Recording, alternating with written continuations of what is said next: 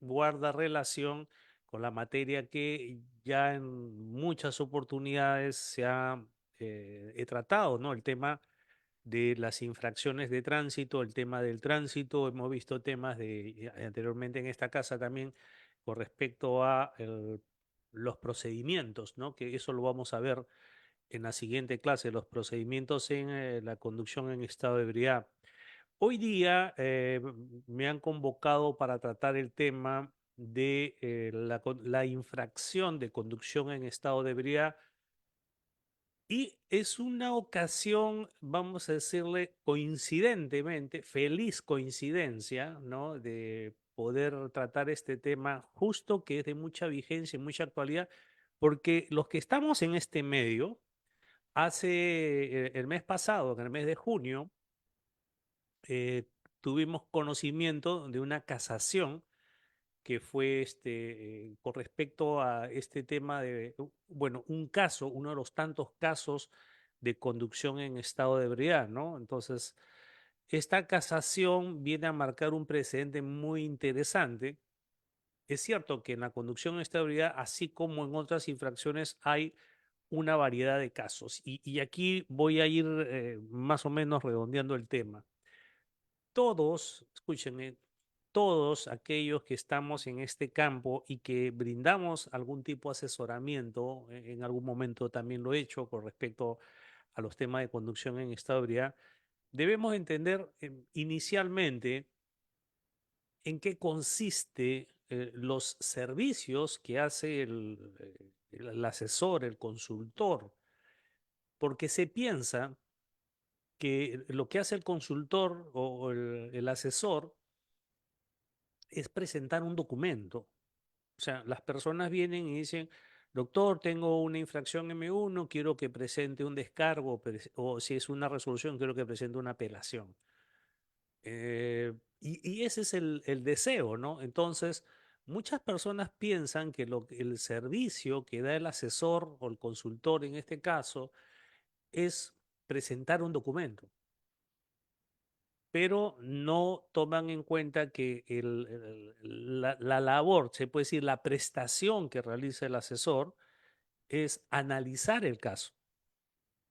O sea, usted, mi estimado amigo, si usted trabaja asesorando en el caso de infracciones, su trabajo consiste en analizar el caso. Y las personas piensan que es presentar un documento, que ese es el trabajo, o sea, que el análisis no se toma en cuenta. Entonces, ¿a qué se exponen las personas que van a buscar un documento o van a buscar un descargo o una apelación? O los asesores que están preocupados más en los formatos, en los modelos y no en el análisis, porque la solución del problema, el 90% de la solución del problema está en el análisis. Entonces, ¿qué pasa si usted en su asesoramiento ofrece elaborar un documento eh, para participar en el procedimiento? Bueno, en algunos casos pues estaría faltando a la verdad, porque hay casos que luego el análisis le podemos decir a nuestros clientes que no es posible realizar acción alguna. Hay casos que están, y vamos a decirlo, totalmente saneados, oleados y sacramentados. O sea, ya después del análisis decimos, bueno, ahora, existen muchos mitos, ¿ya? Mucha mitología de que si el policía no tenía el cantra, entonces la papeleta es nula, que si la levantó un policía de comisaría, entonces le falta un requisito de validez, o que no han llenado el campo testigos, o que no se han llenado todos los círculos, los puntos ópticos de la papeleta, mal llamados embolillados, o que, bueno, entre los tantos mitos, ¿no? que hay. Entonces, esto se da ¿por qué? ¿Por qué se producen? ¿Por qué se difunden tanto estos mitos que al final perjudican a las personas que buscan asesoramiento en estos temas? Bueno, se da casualmente por un mal análisis. Entonces, el objeto de estas capacitaciones es enseñarle a ustedes no a redactar un documento, no a redactar, porque, vamos, el descargo o el recurso es un escrito, ¿no? Y todo abogado sabe hacer un escrito. ¿no? O usted entra en Google y busca escritos y va a encontrar variedad, ¿no? Lo que tiene que aprender, lo que tiene que saber es analizar el caso. Es decir, realizar un análisis de cómo es que se imputa el cargo, es decir, la papeleta de infracción o la resolución de inicio, por ejemplo, eh, cuáles son estos requisitos de la imputación de cargo. No vamos a decir requisitos de la papeleta, sino requisitos de la imputación de cargo. Eh, ¿Cuáles son los medios de prueba que sustentan esta imputación? Es decir, aquello que le da el peso o el valor. También las diversas etapas del procedimiento, es decir, la formalidad del procedimiento, ¿no? Por ahí dicen, me notificaron el informe final de instrucción junto con la resolución. ¿Es eso correcto? No siempre es correcto. O sea, no siempre es correcto. Hay casos en los cuales sí le tienen que notificar aparte, ¿no? En los casos de prescripción, caducidad, ¿no? En los temas de competencia, la formalidad. Entonces, hay varios aspectos que los que atendemos este tipo de consultas tenemos que conocer para hacer un buen análisis. Y una vez que hacemos un buen análisis, ahí viene la segunda parte. ¿Y cuál es? Explicarle cuál podría ser una estrategia, es decir, cuál es el medio que voy a utilizar, si es que, si lo hubiera, obviamente, para poder realizar actos de oposición en el proceso. ¿Qué es lo que quiere una persona que ha sido imputado con una papeleta M1, M2? Quiere evitar la suspensión o la cancelación con inhabilitación. O sea, ese es el sentir, el deseo. En otros casos, yo he visto muchos casos que quieren eso, o sea, quiero volver a manejar, no me importa la multa, lo que tengan que pagar. Muchas veces han pagado a asesores mayor cantidad de dinero de lo que costaba la multa. ¿Y por qué? Porque el deseo es que se levante pues esa medida tan gravosa como es la cancelación y la inhabilitación. Entonces, y aquí viene, yo entiendo el problema, ¿no? El problema cuál es, si viene una persona y me dice, doctor, mire, tengo un problema con esta infracción y quisiera que usted me asesore, ¿no? Entonces le decimos, sí, bueno, le vamos a asesorar, el costo estando, entonces ahí es el primer freno, ¿no?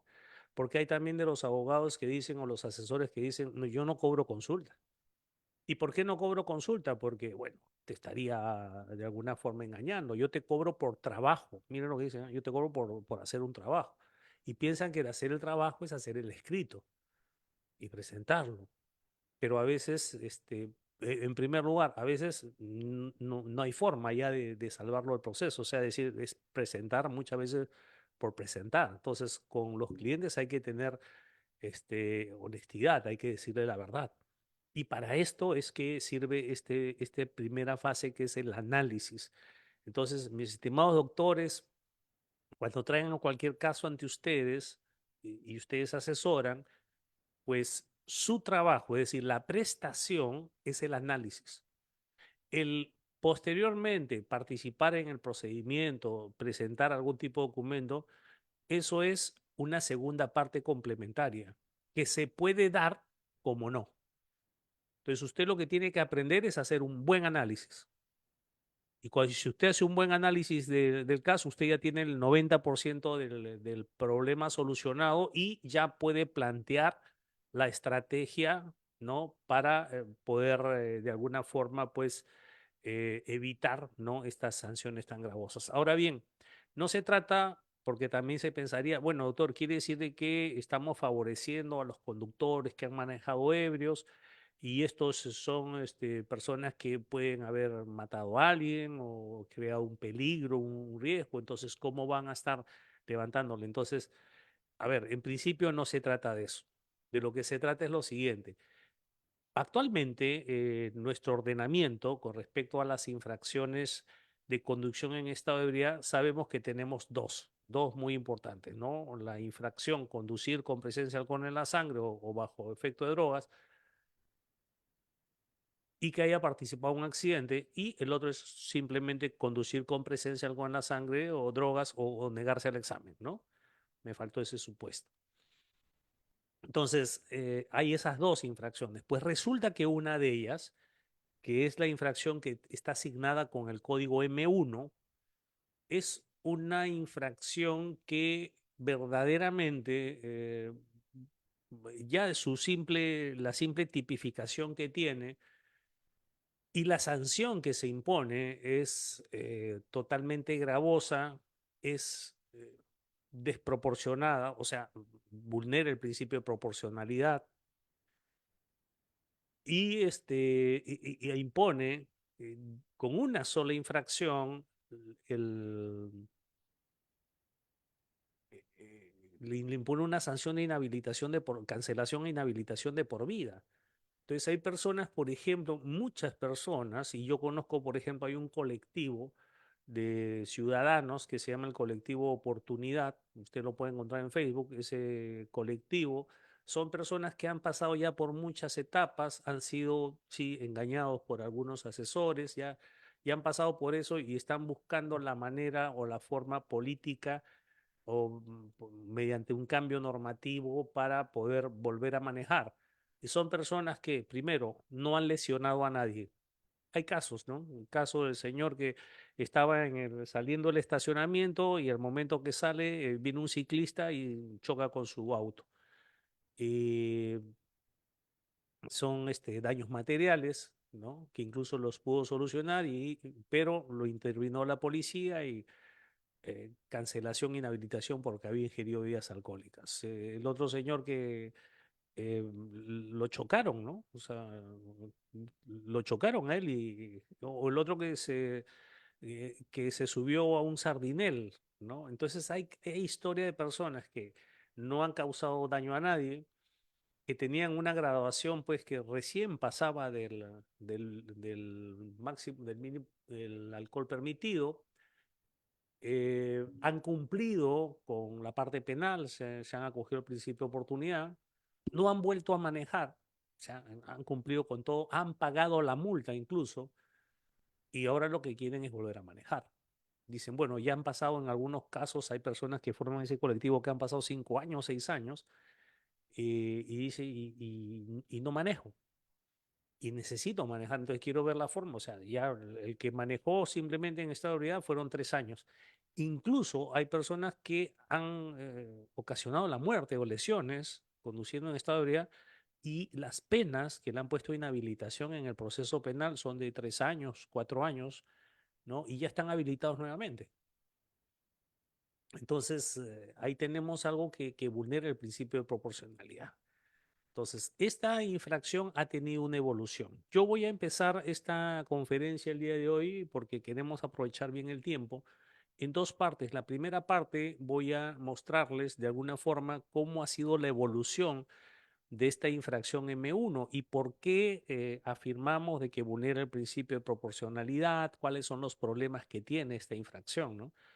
Es cierto, está en el reglamento, se aplica. Hay muchos ciudadanos que se le ha sancionado de acuerdo a lo prescrito en esa infracción. Y, pero esto ha tenido una evolución, ¿no? Ha tenido una evolución en el camino. A ver, me dicen los coordinadores, por favor, Lex Universia, me indica, por favor, vamos a tener no sé cómo, creo que le escuché que vamos a abrir micrófonos al final para poder hacer preguntas. Pero les cuento que yo estoy atento al chat, ¿ya? Yo estoy atento al chat, pues soy bien curioso. Aquí César Omar Apolaya está saludando, Raúl Seclén también, Vicente también, Mario Osvaldo, y ahí están los informes. Y yo voy a estar atentos al chat si es caso, a ver, si en caso un tema que estoy tratando en un momento de esta conferencia les llama a ustedes a hacer una pregunta y no pueden interrumpir la clase, entonces ustedes la escriben en el chat, no hay problema, ¿no? Para que no se les vaya, ¿no? Para que no se les escape. A veces sucede esto, ¿no? En el transcurso de la conferencia, usted quiere hacer la pregunta comenzando y resulta que en el transcurso de la conferencia vamos a explicar justo eso. Ahora, si fuera otro tema, lo ponen ustedes en el chat y yo lo leo y al final de esta exposición podemos revisarlo. Bien, voy a compartir entonces, primero voy a mostrarles en Word nada más inicialmente cómo fue la evolución de este tipo infractor, ¿no? De esta supuesta conducta infractora. A ver, en el 2000, ustedes saben que el reglamento de tránsito es del año 2001, ¿correcto? El reglamento de tránsito del Perú es del año 2001, es el Reglamento Nacional de Tránsito, Decreto Supremo 033 del año 2001. En, en abril del 2009 se promulgó el proyecto del Texto Único Ordenado del Reglamento Nacional de Tránsito, Código de Tránsito. Y este texto único ordenado iba a ser, iba a entrar en vigencia, ¿no? En julio. Ya en abril se promulgó y se postergó hasta julio su implementación. Bueno, este decreto supremo 016-2009 tenía un cuadro de infracciones propuestos. Si ustedes lo buscan en Google, ahí lo van a encontrar. Y decía que en 90 días iba a entrar en vigencia, ¿no? Y signaba dos códigos, M8 y M9. Siendo M8, dice conducir con presencia de alcohol en la sangre en proporción mayor a 0,5, no decía el código nada del Código Penal, comprobada con el examen respectivo o por negarse al mismo. Estaba calificada como muy grave, la multa era el 50% de la UIT y tenía cancelación de la licencia de conducir e inhabilitación para obtener licencia por un año, solamente por haber sobrepasado el límite, no sin necesidad de accidente. La medida preventiva era retención del vehículo, no había depósito, y retención de la licencia de conducir. Así se había planteado inicialmente la conducción en esta ebriedad. Y tenía, además, tenía responsabilidad solidaria del propietario. La siguiente infracción que se había considerado era la infracción M del código M9 en ese reglamento. Dice, conducir en estado de ebriedad comprobado con el examen respectivo o negarse al mismo y que haya participado en un accidente de tránsito con lesiones leves. Entonces, el requisito para que usted sea sancionado con esto era a partir de lesiones leves. Muy grave, calificada muy grave, multa, 50% de la UIT, retención del vehículo y de la licencia como medida preventiva, o sea, no había depósito tampoco, y tenía una graduación. Si el grado de alcohol era entre 0,50 y 1,00, se suspendía la licencia por 2 años. Y si era de 1,01 o más, o se negaba al examen, se cancelaba la licencia y se le inhabilitaba por 3 años. Esto fue como se planteó inicialmente en el reglamento. Bueno, les cuento que esto se promulgó en abril del 2009, pero ¿qué sucedió? Antes de su puesta en vigencia, hubo un gran paro nacional, ¿no? Así, hicieron causa común todos los conductores, no solamente transporte público, interprovincial, carga, sino también los privados. Y usted veía una Lima desierta, ¿no? En la víspera de su implementación, porque había un rechazo contra estas sanciones porque decían que eran muy drásticas. O sea, la manifestación fue para que esto no entrara en vigencia. Miren que es bien benigno y no querían que entrara en vigencia. Teníamos una infracción más, M10. Eran tres infracciones, eran la infracción M8, M9 y M10. ¿Y qué decía M10? Conducir en estado de ebriedad comprobado con el examen o negarse al mismo y que haya participado en un accidente de tránsito ocasionando lesiones graves o muerte. Ahí tenía calificación muy grave, multa de una UIT, cancelación de la licencia e inhabilitación definitiva. Entonces, tenía la cancelación y la inhabilitación definitiva únicamente para la conducción en estado de ebriedad con lesiones graves o muerte. Las lesiones leves tenían cancelación de la licencia e inhabilitación por 3 años. Y el hecho de participar en un accidente simplemente con daños materiales habiendo ingerido bebidas alcohólicas no era una forma agravada, solamente se tomaba la conducción en estado de ebriedad y tenía una cancelación de la licencia y la inhabilitación por un año. O sea, con daños materiales no era una forma agravada. Entonces, lesiones leves y muerte. Bueno, tal fue la fuerza de este movimiento que en la víspera de su puesta en vigencia, se promulgó el decreto supremo 029. No sé si ustedes han visto el 029. El 029 es un decreto supremo en el cual se modifica el cuadro de infracciones. Y ahí, en ese decreto supremo 029, en esa modificación, antes que entrara en vigencia la otra norma, es que aparece la M1. Ahí aparece la M1. Ustedes les habrá llamado la atención M8, M9 y M10, ¿no? Bueno, eso fue antes. Entonces, el decreto supremo 029 del año 2009, ahí recién aparece la M1. Y M1 dice conducir con presencia de alcohol en la sangre en proporción mayor a 0,5 o bajo los efectos estupefacientes, narcóticos o alucinógenos comprobado con el examen respectivo y que haya participado en un accidente de tránsito considerada como muy grave, multa 1 OIT, cancelación de la licencia e inhabilitación por 3 años. Fíjense que acá tenía un problema, ¿no? Dice, y que haya participado en un accidente de tránsito sin especificar si era con daños materiales, si eran lesiones graves o lesiones leves. Pero la sanción era cancelación e inhabilitación por 3 años. La medida preventiva, retención del vehículo y retención de la licencia, no tenía depósito. Y también aparece la inicial M2, ¿no? Conducir con presencia de alcohol en la sangre que supere más los estupefacientes, narcóticos y alucinógenos o negarse al mismo, calificada como muy grave, multa del 50% de la UIT, cancelación de la licencia e inhabilitación por 1 año. Retención del vehículo y retención de la licencia. Pues resulta que esto fue lo que entró en vigencia en el año 2009. Se mantuvo hasta el año 2014. En el año 2014, ustedes saben que esto de los accidentes de tránsito o su incidencia a veces es, vamos, es cíclico, ¿no? O sea, hay veces que la tragedia se junta. Hay veces que tenemos como los sismos, ¿no? Un silencio de accidentes por graves por un periodo de tiempo y de pronto pasan cosas como la que sucedió en Ayacucho, ¿no? Como lo que sucedió en Cajamarca hace poco o pasan este tipo. Entonces, hubo un tiempo en el año 2014 que hubo una seguidilla de accidentes de este tipo. Entonces todos voltearon a mirar a las autoridades y lo que hacen las autoridades cuando hay un problema es cambiar la norma. O sea, voy a cambiar la norma. Voy a poner sanciones más drásticas pensando que esa es la solución al problema y sabemos que eso no soluciona nada porque el hecho que usted ponga sanciones más drásticas no garantiza, en absoluto, no garantiza que vaya a modificar las conductas, ¿no? Es igual que agravar las penas, ¿no? Poner más penas y decir, con eso acabamos con la delincuencia, pero sabemos que no, mientras no lo atrapemos, mientras no lo juzguemos rápido, pues que le apliquen una pena muy drástica como que no le hace nada.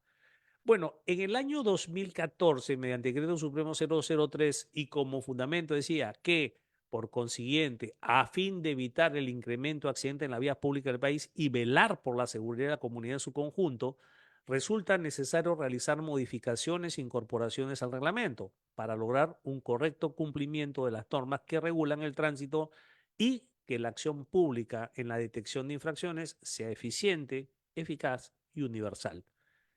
Entonces, ahí es cuando se modifica la infracción de código M1, dice conducir con presencia de alcohol en la sangre, como la conocemos ahora. Muy grave, una UIT, cancelación de la licencia e inhabilitación definitiva. Y la M2 como la conocemos ahora. Entonces, si se dan cuenta, ha habido una evolución. No sé si ustedes saben que existe un estudio, un análisis de la calidad regulatoria, ¿no? Es decir, las normas que salen, pues tienen que ser evaluadas, es decir, no es regular por regular, sino que tiene que tener un efecto. Y el principal efecto que debería tener, o que desde el año 2000, miren, desde el año 2014 han pasado 10 años desde que se agravó y que se ha sancionado a mucha gente con cancelación e inhabilitación definitiva.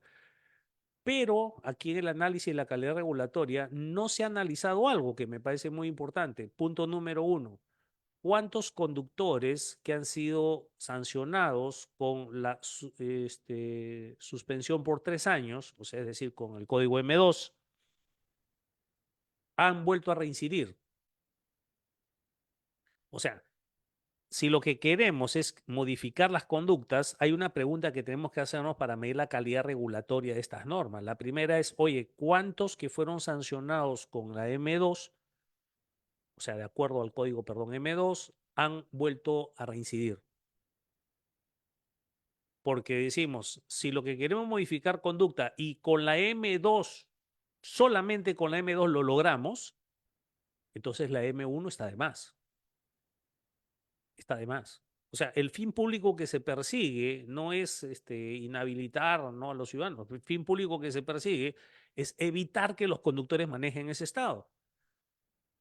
Entonces, el dato necesario, fundamental para decirle a la PCM, ¿no?, que ellos evalúan esta calidad regulatoria, es, uy, han pasado 10 años desde el Decreto Supremo 003 y algo que nos preguntamos es, ¿para qué tan necesario es la M1?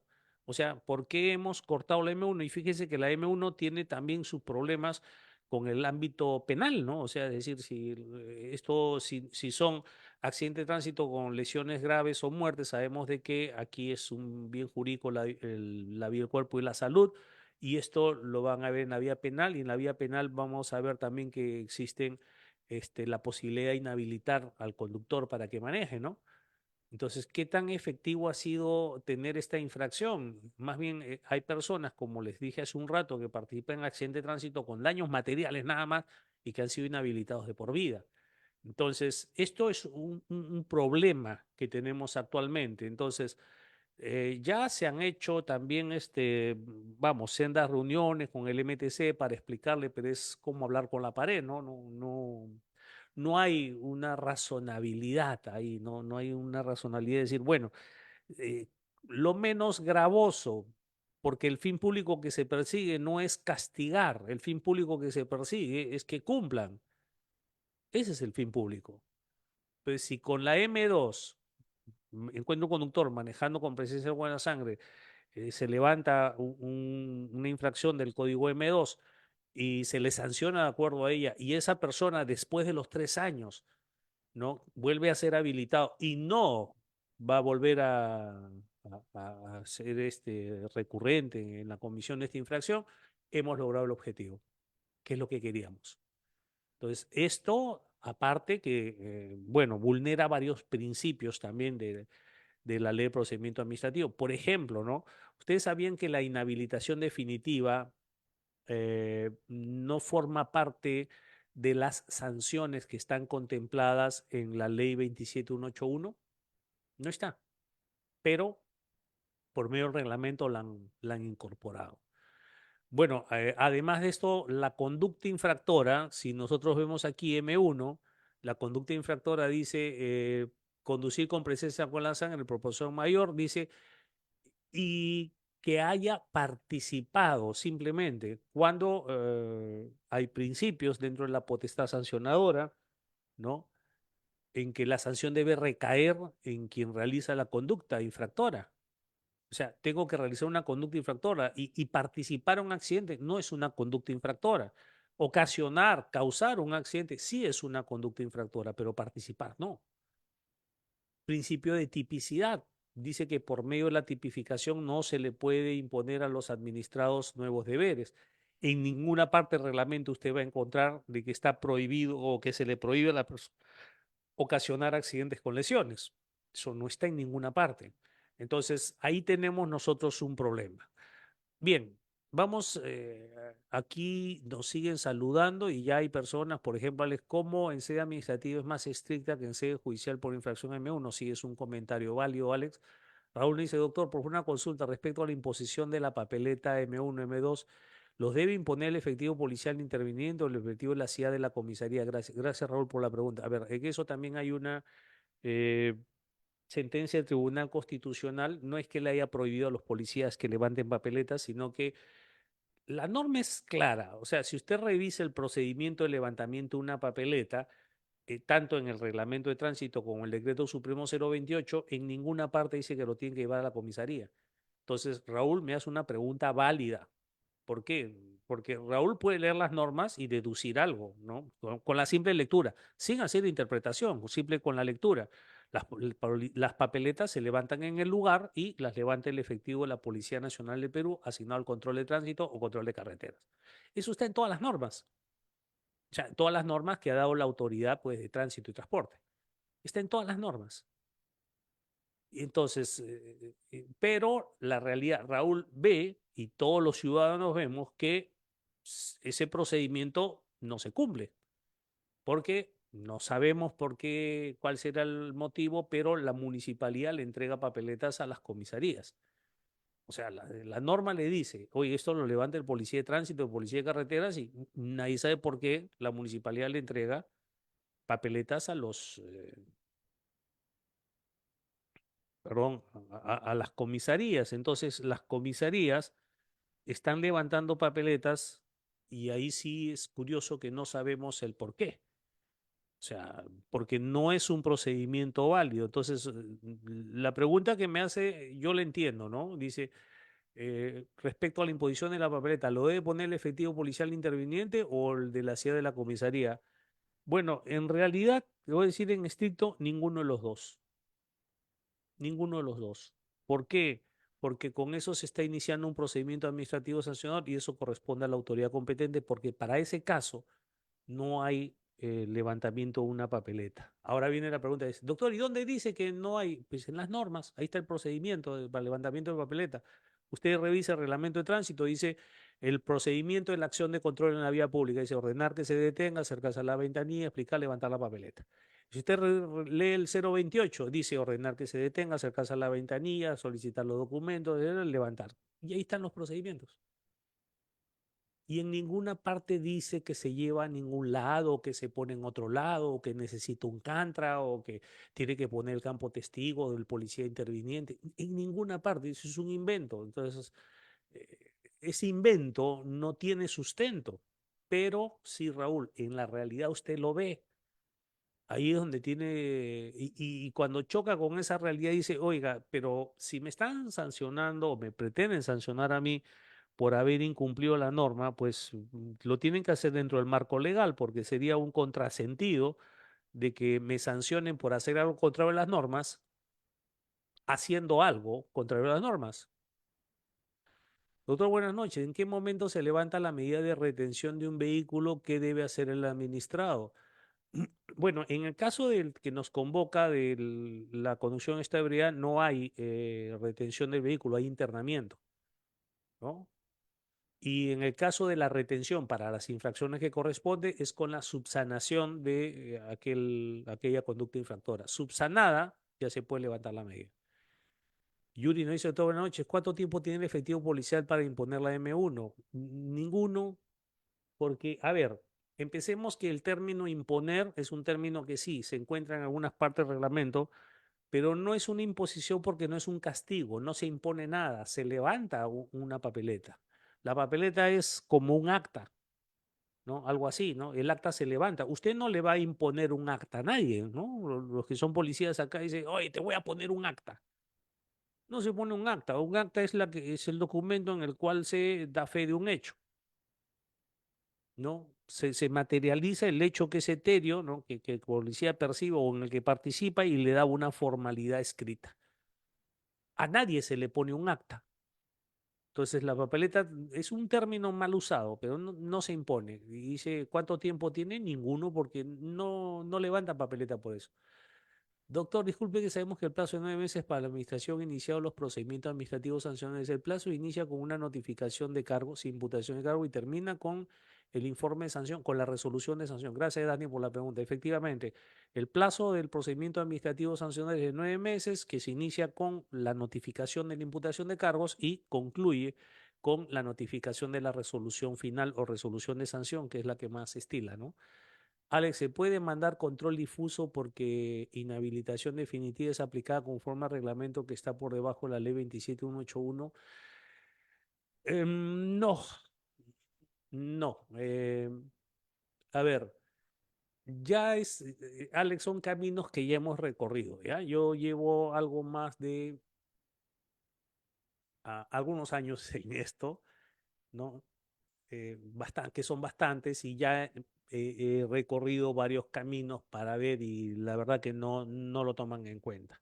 Incluso el MTC tiene informes, ustedes han visto cuando le pregunten los informes, dice que si es cancelación es con inhabilitación. Así no lo diga, que es el combo. y que en ninguna parte dice que no hay inhabilitación definitiva. Y es verdad, ¿no? Hay casos en los cuales debería haber inhabilitación definitiva, ¿sí? Y hay casos en los cuales debería haber, pero no puede ser a la primera infracción, pues. Aparte de la proporcionalidad, sabemos que hay sentencias, ¿no? De la Corte Suprema, pronunciamientos, perdón, no sentencias. Hay sí, sentencia del Tribunal Constitucional que dice que no se puede inhabilitar de por vida. O sea que eso vulnera el principio de resocialización de la pena. O sea, si la pena o el castigo tiene una finalidad que cambies de actitud y yo te inhabilito o te castigo de por vida, nunca voy a saber si cumple con su finalidad la pena, ¿no? Porque nunca más vuelves a manejar. Doctor, ¿es posible recurrir un amparo? Hay varios comentarios al respecto precisando que es viable. ¿Cuál sería su comentario al respecto? Miren, los amparos son residuales, es decir, yo no puedo irme al amparo cuando tengo una vía para solucionar un problema. O sea, siempre el amparo se va a declarar improcedente. ¿Por qué? Porque si yo tengo una vía de solución, yo no puedo saltarme eso y irme al amparo, ¿no? Porque para eso tengo esa vía administrativa. Y aquí hay una persona que ha ido al recurso especial, excepcional de casación, que es el que vamos a ver a continuación. Pero ahora el policía investiga y los antecedentes lo deriva a la municipalidad. Claro, es decir, los actuados los puede mandar a la municipalidad para que ella, dentro de sus competencias, inicie el procedimiento sancionador. Algunas veces el personal de tránsito de carreteras no son los que intervienen en un accidente, son los de comisaría. Entonces, ¿quién pone la infracción? A ver, mi estimado Luis, las infracciones no se ponen.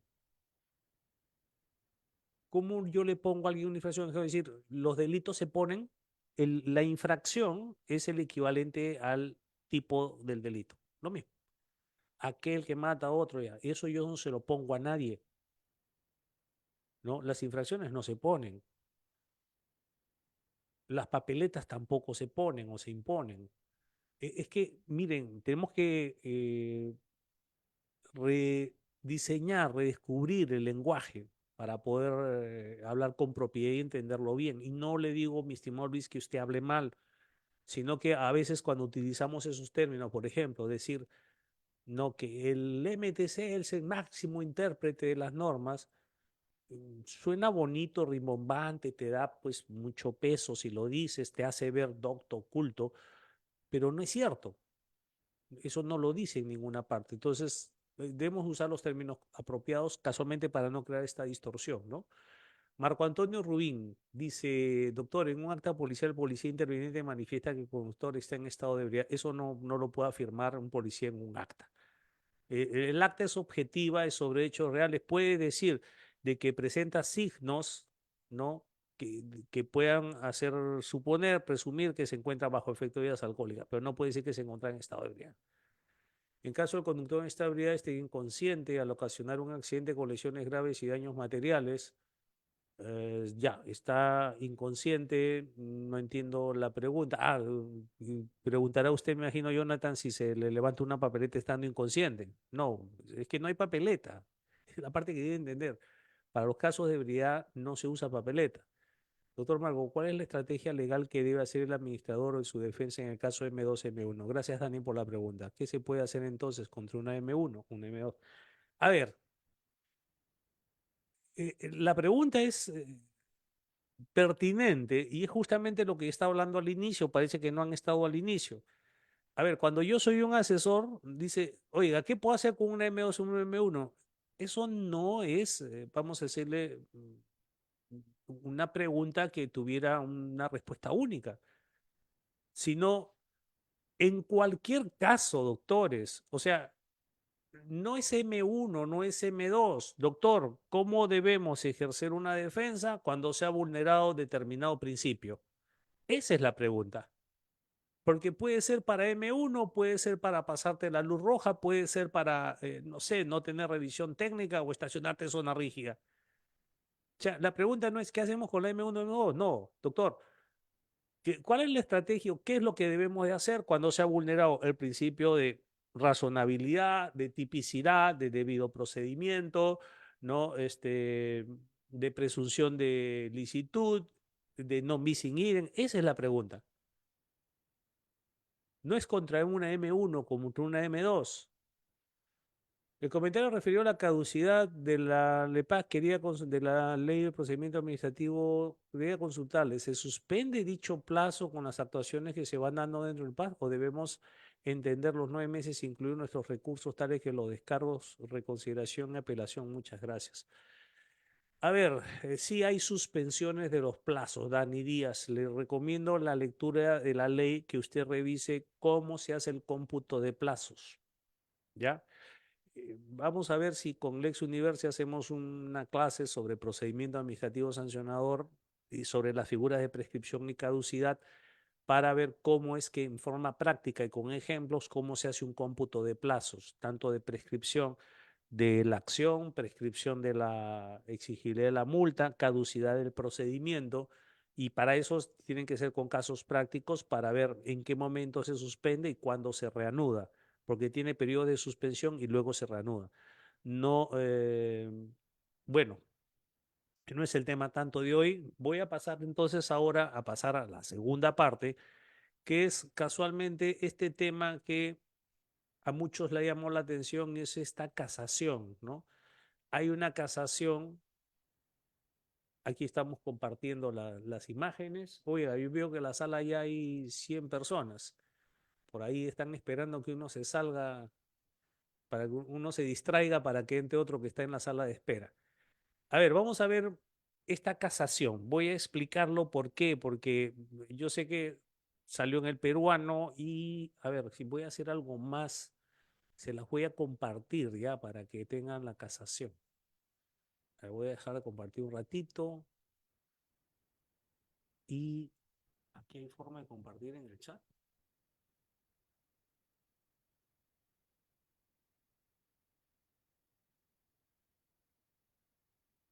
Ah, sí, acá hay archivo.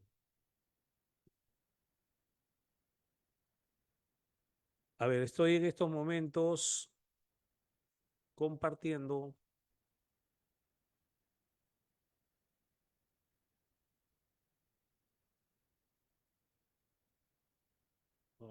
Su ordenador. Estoy compartiendo en estos momentos la casación.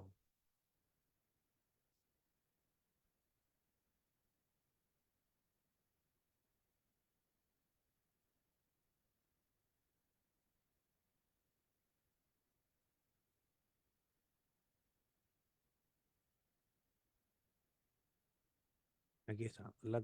La que vamos a ver hoy día es esta. A ver,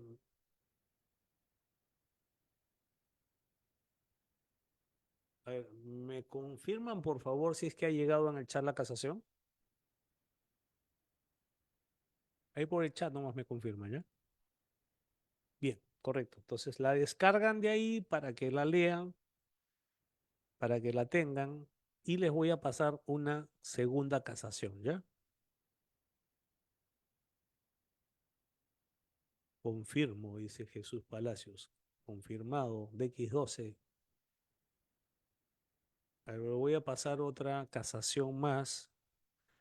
Mire, y esto la segunda casación la vamos a ver en la segunda sesión, ya, porque hay una controversia, ¿no? En esta casación dice, casan, ¿no? La sentencia de vista, o sea, casan la sentencia de vista, o sea, le dan la razón al que presenta la casación y en, en la siguiente casación no casan la sentencia de vista, en la siguiente, y tiene los mismos argumentos, pero ¿dónde está? Ahí les voy a explicar luego dónde está el error, ¿ya? Para que vengan el próximo viernes. Es decir, los voy a dejar ahí, ¿ya? Pero igual les voy a pasar la casación ya para que la vayan leyendo, ¿ya? Y le encuentren ustedes, a ver que son tan acuciosos. Ahí le he mandado otro archivo, por favor, lo descargan, ¿ya? Y descárguenlo porque acá se cierra la sesión y después están, doctor, no tiene, o está que le piden a los administradores, no me han pasado, no me pasado en el archivo. Descárguenlo de una vez antes que se acabe la clase y ya lo tienen ahí en su. Y las dos casaciones son contrarias, en una casan y en la otra no casan. Ya, ahora sí vamos a pasar a la presentación. Ya está. A ver, sabemos que por el reglamento de tránsito, hoy les paso la noticia a los que están a la espera. Mire, se salió uno y de inmediato entró otro.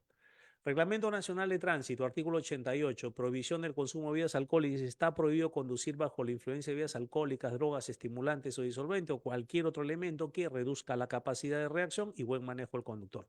Entonces, ya sabemos que el Reglamento Nacional de Tránsito es una norma proscriptiva o prescriptiva que tiene una serie de deberes y prohibiciones. Y una de esas prohibiciones es que el que maneja no debe ingerir bebidas alcohólicas. Entonces, ahí, del 88, podríamos entender nosotros directamente que hay una prohibición, es decir, de que es algo intolerable, que es tolerancia cero.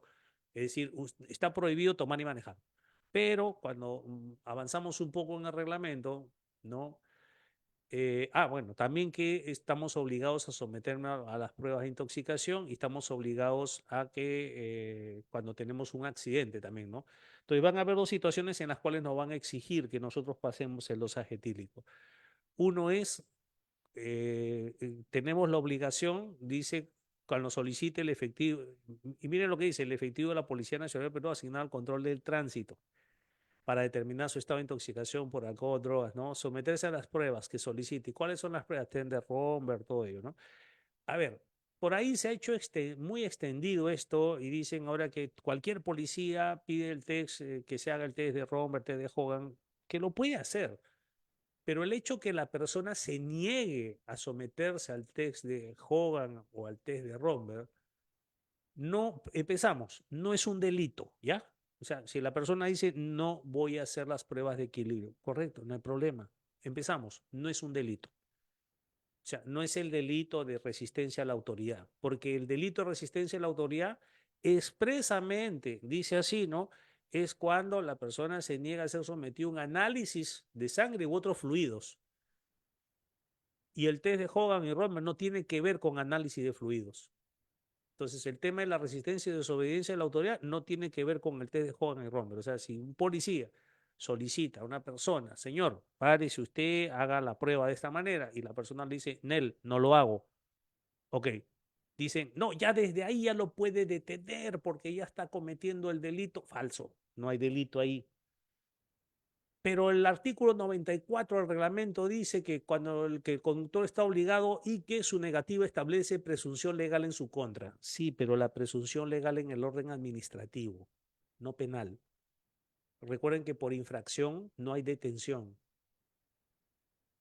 Esto es bueno aclararlo ya, porque por ahí hay muchas dudas, no se confunden las personas.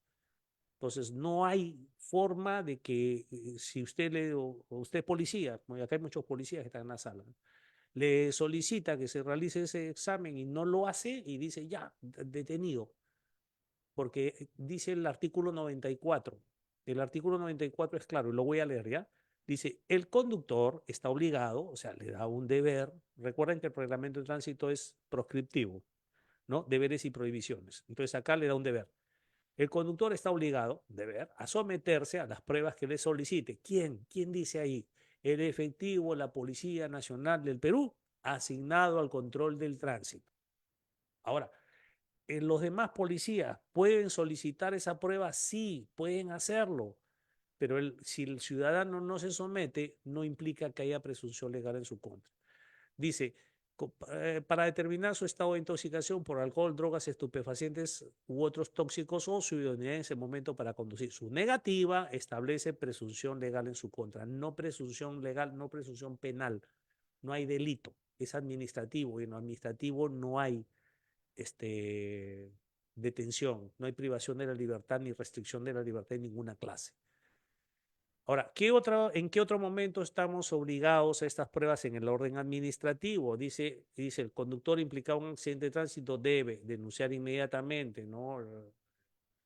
Ante la ocurrencia del accidente, ante la comisaría. Ahí no dice el policía asignado al control de tránsito y someterse al dosaje etílico. Ahí no hay Romer, Hogan, dice, ahí le está dando el deber de someterse al dosaje etílico. Entonces, la negativa de la presunción legal en su contra en el orden administrativo. Vamos, orden administrativo. El Policía Nacional de Perú, por eso dice el policía asignado al control de tránsito. El policía de tránsito le dice al señor, señor, a ver, párese, vamos a hacerte de romper. le dice, Nel, no lo hago, entonces ya hay presunción legal en su contra, es decir, ya puede levantar la papeleta, ese policía de tránsito o de carreteras, ya puede levantar la papeleta solamente con la negativa. O sea, solo con la negativa ya puede levantar la papeleta. Eso es lo que dice este artículo, ¿no? Este artículo 94 le está dando, vamos a decir, fundamento a lo que dice la infracción M1 y M2 al final, ¿no? O negarse al mismo. Negarse al mismo. Y este artículo 94 es el que le da la razonabilidad. Pero también este artículo 275 habla de la obligación, pero en una situación distinta. Ya no es por que les vean signos evidentes. O sea, en el caso del 275 no hay necesidad de signo en ninguna clase. No hay necesidad de que si que parecen un pie. O sea, no hay necesidad de Hogan, Romberg ni ningún otro pariente de ellos. En el 275 es, ¿hay accidente? Pase dos adjetivos. Eso es lo que dicen en otras palabras. En cambio, en 94 no hay accidente, es una situación cualquiera. ¿Dónde nace el deber de participar? De someterse. Cuando el policía observa estos signos, ¿no? Que ya saben que están listados y los vamos a ver en la siguiente sesión. Pues bien, como hay estas dos prohibiciones, hay deberes y prohibiciones, también tenemos infracciones, ¿no? Y ahí tenemos los códigos M1 y M2. Fíjense que los dos tienen la misma redacción, pero en la M1 dice, ¿no? Y que haya participado un accidente de tránsito. Esa es la diferencia entre las dos. Entonces, el hecho de que habiéndose encontrado con presencia de alcohol en la sangre y, y se haya negado, ¿no? Perdón, y que presencia de alcohol en la sangre o bajo efecto de drogas, es el mismo hecho. Lo que diferencia a la de encima, al código M1, es que es una infracción, vamos a decir, una forma agravada de la conducción en estado de ebriedad, es decir, porque la primigenia es la M2, ese es, y la M1 es una forma agravada. ¿Ya? Debería ser así. ¿Y cuál es la diferencia para que sea agravada y que haya participado en un accidente de tránsito? Esa es la condición para que sea agravada. Entonces, si es en la fórmula simple, va a tener 50% de la UIT, suspensión de la licencia por 3 años, ¿no? Y otros más. Y si está en la forma agravada, es decir, se agrega el accidente, entonces ahí tenemos que se agravan también las sanciones. Pero hay un problema, fíjense en la redacción, dice, y que haya participado en un accidente de tránsito. Y cuando decimos que haya participado, o sea, ahí no dice, oiga, usted causó, ocasionó un daño. No, no, decimos haya participado. Y ustedes saben que en un accidente de tránsito se puede participar en forma activa, es decir, ser el elemento colisionante, y también se puede participar en forma pasiva, ser el elemento colisionado con cualquier de las dos formas. Es decir, por ejemplo, un peatón es atropellado en la vereda. Está en la vereda, en la acera, caminando, esperando ir su carro en el paradero. Y el vehículo del conductor se despista y lo atropella. Pregunta, ¿ese peatón que estaba en la acera ha participado en el accidente? Claro que ha participado, pues. Es parte de. Por eso dice, ha participado. Es parte de. Ha participado en el accidente. Entonces, dice, sí, pero lo han atropellado. Él es el agraviado. Sí, entiendo, pues lo han atropellado, es agravado, pero ha participado. Entonces, fíjense cómo en la construcción del tipo han tomado no una conducta infractora, no una conducta infractora. O sea, eso no es una conducta infractora, porque usted revisa el reglamento de tránsito y en ninguna parte en los deberes dice que, o las prohibiciones, dice que está prohibido participar en un accidente. No puede prohibirte eso, pues, porque, vamos, si tú estás parado en la vereda y te atropellan, ¿cómo te van a prohibir si tú no has realizado ningún acto para ser parte de ese hecho? Entonces, aquí viene una reacción pésima. Además que el principio de causalidad, si usted revisa los principios de la potestad sancionadora, va a encontrar que el principio de causalidad reza que la sanción debe recaer en quien realiza la conducta infractora y nunca puede ser una conducta infractora el participar, pero así lo han puesto, ¿ya? Así lo han puesto, está ahí, ahí lo tenemos, como decía Omar Chayna el otro día, es lo que hay. ¿no? Cuando hacían una pregunta, bueno, ¿qué hacemos, doctor? Es lo que hay. Ya. A ver, vamos a ver ahora la casación, ¿ya? Porque yo sé que muchos han concurrido a esta conferencia para conocer un poco más al respecto. Sí, estamos justo con buen tiempo. A ver, la sumilla de la casación, que de ese pasado, cuando ustedes la lean ahora dice, la infracción de código M1, así comienza, y muy bien los de la casación, los de la Suprema, no dicen la infracción M1, porque ese es parte del lenguaje coloquial. Doctor, y la infracción M1 y la M2, no hay M1, M2. Y es por eso que utiliza esta sección. Dice, la infracción del código, de código. Es decir, hay un código M1, se trata de una norma jurídica compleja, pues contiene más de una hipótesis o supuesto de hecho. El primero es conducir con presencia de alcohol en la sangre en proporción a lo mayor a lo previsto en el Código Penal, comprobado con el examen respectivo o negarse al mismo. El segundo es conducir bajo efectos estupefacientes, comprobado con el examen respectivo o negarse al mismo. El tercero, conducir bajo efectos narcóticos, comprobado con el examen respectivo o negarse al mismo. Y el cuarto, conducir bajo los efectos alucinógenos, comprobado con el examen respectivo o negarse al mismo. Asimismo, escuchen lo que dice, para la configuración de dicha infracción se exige también que el conductor del vehículo siniestrado haya participado en un accidente de tránsito. Bueno, hace muchos años, cuando hice el primer libro de sistema de infracciones, explicaba ahí en ese libro, estamos hablando del año 2002, en el año 2002 explicábamos de que sí, que lamentablemente el legislador en una técnica que quizás no era la más apropiada, había considerado varios supuestos, acá le llaman supuesto de hecho, o hipótesis o supuesto de hecho, había colocado más de un supuesto dentro de un mismo tipo. Entonces, cuando se levantaba una papeleta por esa infracción, por la comisión de esa infracción, no sabíamos cuál de ellas era la que se estaba imputando. Son varias, ¿no? Entonces, tiene que haber una precisión por parte del efectivo policial para saber cuál es la conducta que ha comprobado, porque eso es, casualmente, eso es parte de la imputación del cargo. O sea, en la imputación del cargo, ese es el centro de la imputación del cargo. ¿Qué fue lo que hice? Entonces dice, si la infracción de código M1 es compleja, pues tiene varios supuestos y hipótesis, es deber del efectivo policial, ¿no?, precisar cuál de estas conductas es la que él ha detectado, comprobado, ¿no?, o constatado en la vía pública. Entonces, eso es necesario, ¿no? Entonces, la casación en la sumilla comienza diciendo esto y luego va aquí, ¿no? Eh, la casación, a ver, casación contra la sentencia de vista, y aquí voy a desenredar un poquito porque cuando lo leen muchos me dicen, doctor, la verdad que no lo entiendo, a ver, lo voy a explicar, ¿ya? Dice, casación contra, ¿contra qué? La sentencia de vista. ¿Qué cosa es la sentencia de vista, doctor? Bueno, es la sentencia de segunda instancia, ¿ya?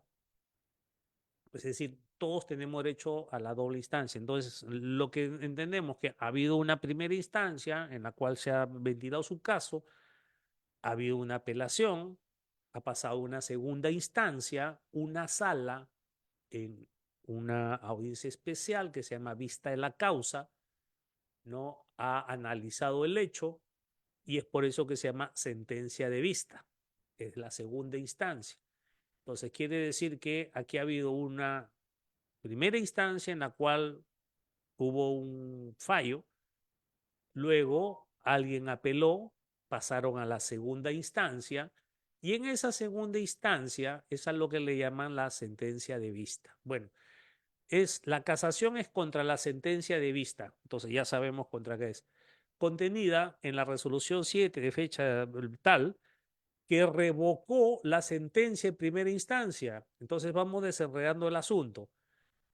Ya, o sea, hubo un proceso en primera instancia y en esa primera instancia hubo una sentencia, ¿sí? Cuando apeló a alguien de alguna de las partes y pasó a la segunda instancia, En la segunda instancia se revocó la sentencia de primera instancia, comprendida en la resolución 5 de fecha de agosto del 2019, que declaró fundada la demanda. Entonces, les desenredo el asunto. En la primera instancia, le dieron, vamos a decir, le dieron la razón al administrado, ¿ya? O sea, declararon fundada su demanda.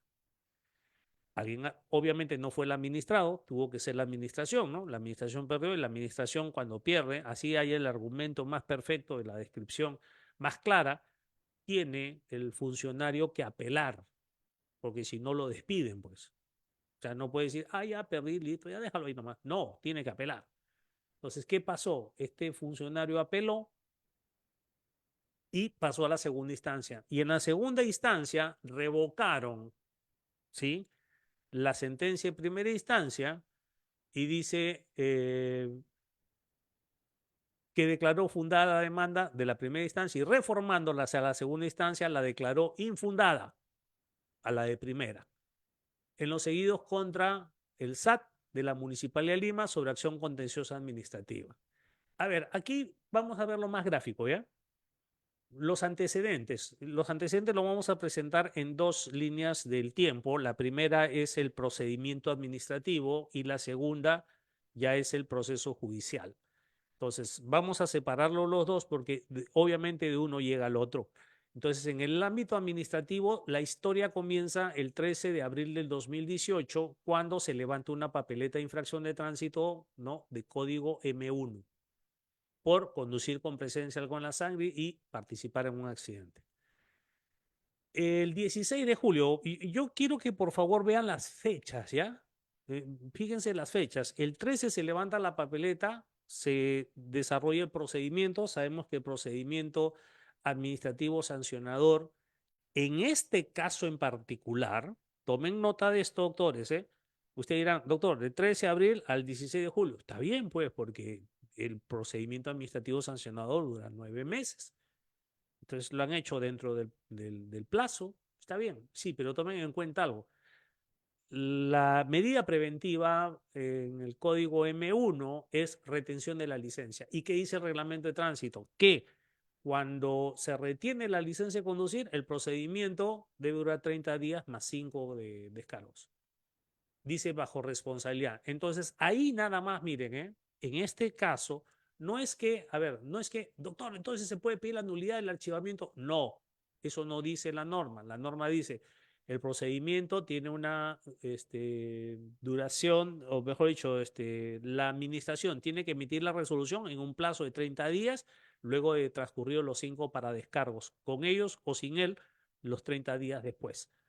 Entonces aquí ya tiene un problema esa actuación, ¿no? ¿Por qué? Porque aquí ya es responsabilidad del funcionario. Eso le digo anecdótico. Entonces, ¿qué pasó? El 16 de julio del 2018, del mismo año, la resolución, por medio de una resolución, se le sanciona a conductor con una multa, la cancelación de la licencia y la inhabilitación definitiva. 16 de julio. 7 de agosto, sabemos que una vez notificada la resolución, el administrado tiene 15 días para interponer su recurso de apelación. En este caso, el administrado interpuso su recurso de apelación el 7 de agosto.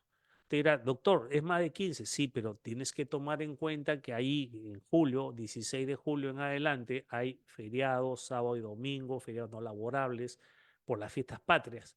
Entonces es muy probable que si hacemos el cómputo, la apelación sí se haya presentado, se haya interpuesto dentro del plazo.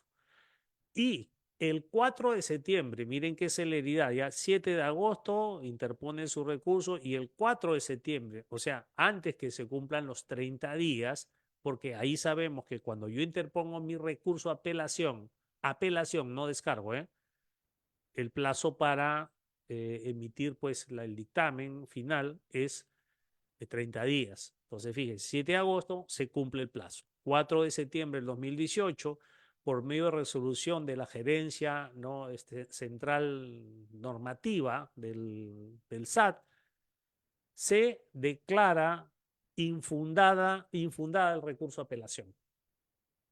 ¿Sí? sea, se confirma la resolución de sanción, se declara que la apelación es infundada, ¿no? Por los motivos que hayan considerado. Y aquí ha sucedido algo en la primera línea. ¿Qué ha pasado? Se ha agotado la vía administrativa. Eso es lo que se llama agotamiento de la vía administrativa.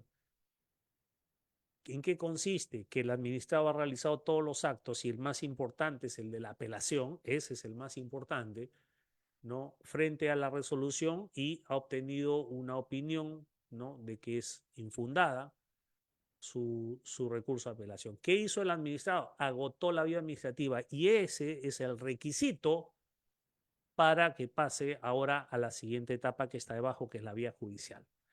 A ver, ¿qué pasó en la vía judicial? Entonces, una vez que el señor le notificaron la resolución de la Gerencia Central Normativa, indicando que su recurso de apelación era infundado y que se confirmaba la resolución de sanción, a partir de ese momento se agotó la vía administrativa, esa sanción o esa resolución de sanción ya era irrecurrible, quiere decir que en la vía administrativa ya no había más que hacer, entonces el administrado ya estaba hábil para pasar al proceso contencioso administrativo.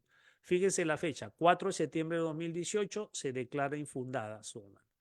El 30 de octubre, también el hombre con seriedad, septiembre a octubre, ¿no? El hombre fue interpuso su demanda, ¿sí?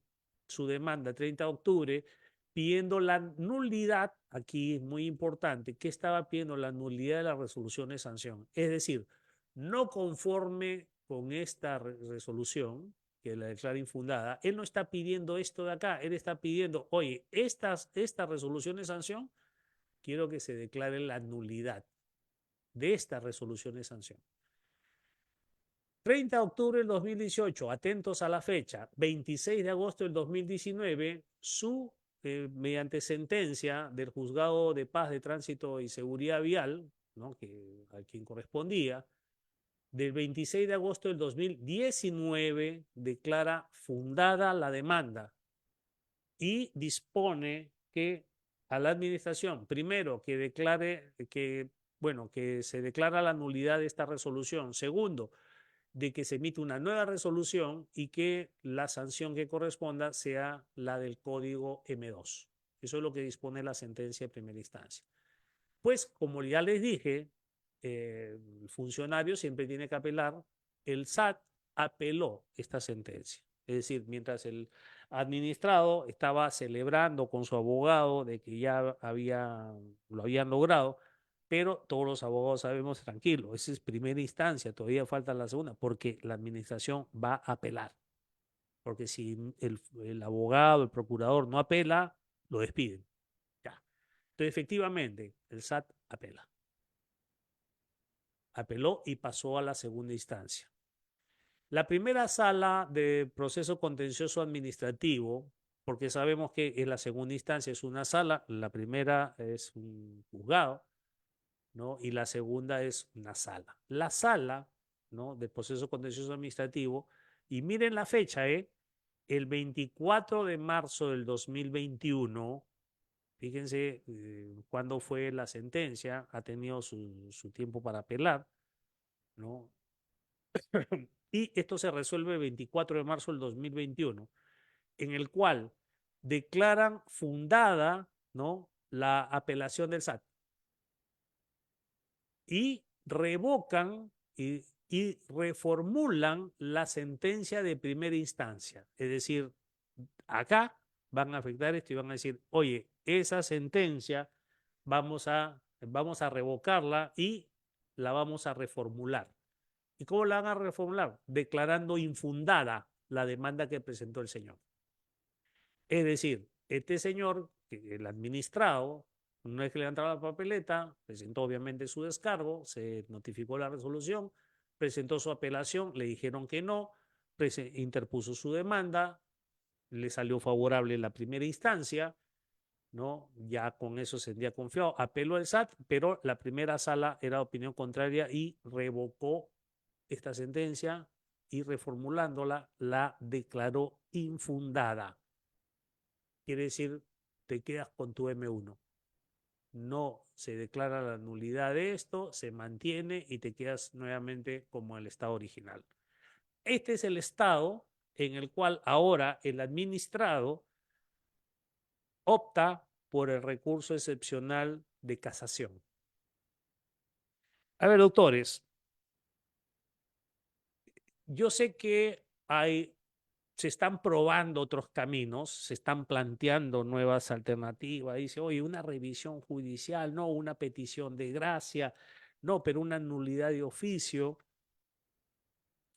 Y se están tentando estas nuevas formas, pero también sabemos de que no están dando muchos resultados, ¿no? O sea, la administración también lee, pues, ¿no? También está leyendo y está encontrando y dice, bueno, no, eh, acá se está afectando, pues, la finalidad pública y por lo tanto no. Entonces, este es el camino, vamos a decirle el camino normal, ¿no? Natural, legal, ¿no? Que un administrado tiene que pasar, pero normalmente, les voy a decir, normalmente, estimados, los administrados llegan aquí, a la sentencia de primera instancia, que les sale desfavorable y ya no quieren saber nada. Algunos sí dicen, doctor, ya apelemos, pues, ¿no? Para ver qué nos dice la sala, y la sala confirma muchas veces la sanción, ¿no? Entonces esto como que desanima. Pero este señor no se desanimó. Este señor, después de haber recorrido todo este camino desde el 13 de abril de 2018 hasta el 24 de marzo del 2021, es decir, 3 años después, ¿no? Optó por el recurso de casación. Ahora bien, vamos a analizar los fundamentos, ¿ya? Los fundamentos que de cada uno de estos de acá, de cada uno de estos cuadritos, cuáles fueron sus fundamentos. A ver, el fundamento de la resolución de sanción dice, objetivamente se ha aprobado la comisión de la infracción con el acta, el parte de ocurrencia, le llaman ahí, acta de intervención es el término correcto, y el dosaje etílico. Es decir, yo tengo un acta de intervención y un dosaje etílico y eso es suficiente para demostrar que tú participaste en un accidente de tránsito. Con esos dos no necesito más. Bueno, la apelación se desconoce cuáles fueron los argumentos de la apelación.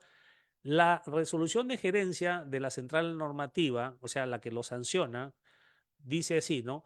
Se verifica que la papeleta fue impuesta al existir los elementos que configuran la infracción M1. Es decir, la autoridad policial constató que el señor tal conducía el vehículo de placa con presencia de alcohol en la sangre en proporción mayor a lo previsto en el Código Penal, con lo que se demuestra que la papeleta ha sido correctamente impuesta. A ver, si usted lee ese fundamento dentro de la resolución, usted salta hasta el techo, porque dice, un momentito, el tipo del código M1 dice, conducir con presencia de sangre que supere al límite y que haya participado en un accidente de tránsito. Entonces, ¿de qué estás hablando, central o la gerencia central normativa? ¿De qué estás hablando? ¿Qué cosas has puesto ahí? Se verifica que la papeleta fue impuesta, existir los elementos. ¿Y cuáles son? Que el señor estaba manejando el vehículo con presencia de alcohol en la sangre superior al Código Penal, con lo que se demuestra que la papeleta ha sido correctamente impuesta. Le falta un elemento, ¿no es cierto? Fíjate que la resolución le falta un elemento. ¿Y cuál es el elemento que le falta a la resolución? El accidente. En su demanda, el administrado, sus fundamentos son los siguientes. Considera que existe una desproporción al pretender que asuma el pago de una sanción de multa e inhabilitación de por vida, pese al acuerdo del principio de oportunidad con el Ministerio Público, lo que constituye una infracción al principio de non bis in idem y principio de proporcionalidad. A ver, aquí vamos a analizar nosotros, porque tenemos que analizar también, pues no porque lo haya hecho el juzgado o lo haya hecho la sala o lo haya hecho la Suprema, está bien, ¿no? Fíjense que la resolución tiene un problema. ¿Cuál es el problema? No habla nada del accidente. Entonces, desde ahí esa resolución está mal, pues. Pero la demanda, es decir, ya después cuando le dijeron tu apelación es infundada, el señor interpone su demanda. Y en la demanda dice, considera que existe una desproporción. Entonces está diciendo, oye, me estás imponiendo una sanción, ¿no? Que es muy gravosa y yo fui al principio de oportunidad y cumplí con ello, Entonces, lo que me está afectando, uno es el non bis in idem. ¿Qué significa el principio non bis in idem? De que no se puede imponer una sanción administrativa y una pena al mismo tiempo. ¿Ya? Eso es lo que dice.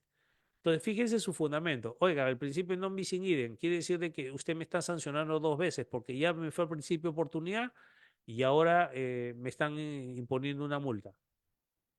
Son dos sanciones, porque ahí pagué, pero, hoy, perdón, allá pagaste una reparación civil y esto es una multa, son cosas distintas, no es lo mismo. Entonces no hay non bis in idem, pues. Ahí descartado el non bis in idem. Y dice, y al principio de proporcionalidad, y ojo, que este es el principio de proporcionalidad el que finalmente le va, en la Suprema, en la casación, le va a la razón. Entonces, ahí está mal planteada la demanda, ¿no es cierto? La demanda dice, oye, no, acá no se ha vulnerado el principio de non bis in idem. Bueno, ya, la proporcionalidad. ¿Qué es lo que se ha vulnerado? El principio de motivación de las resoluciones. ¿Por qué? La resolución no está bien motivada.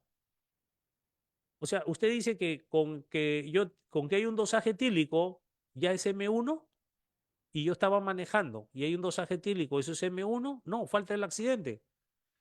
Bueno, la sentencia de primera instancia, o sea, la que ganó el administrado, dice, si bien el demandante participó en el accidente de tránsito, fue chocado, por lo que no es de aplicación la M1, sino la M2, ya que la primera no corresponde y resulta desproporcionada la actuación del demandante en el hecho, vulnerándose los principios de legalidad y proporcionalidad.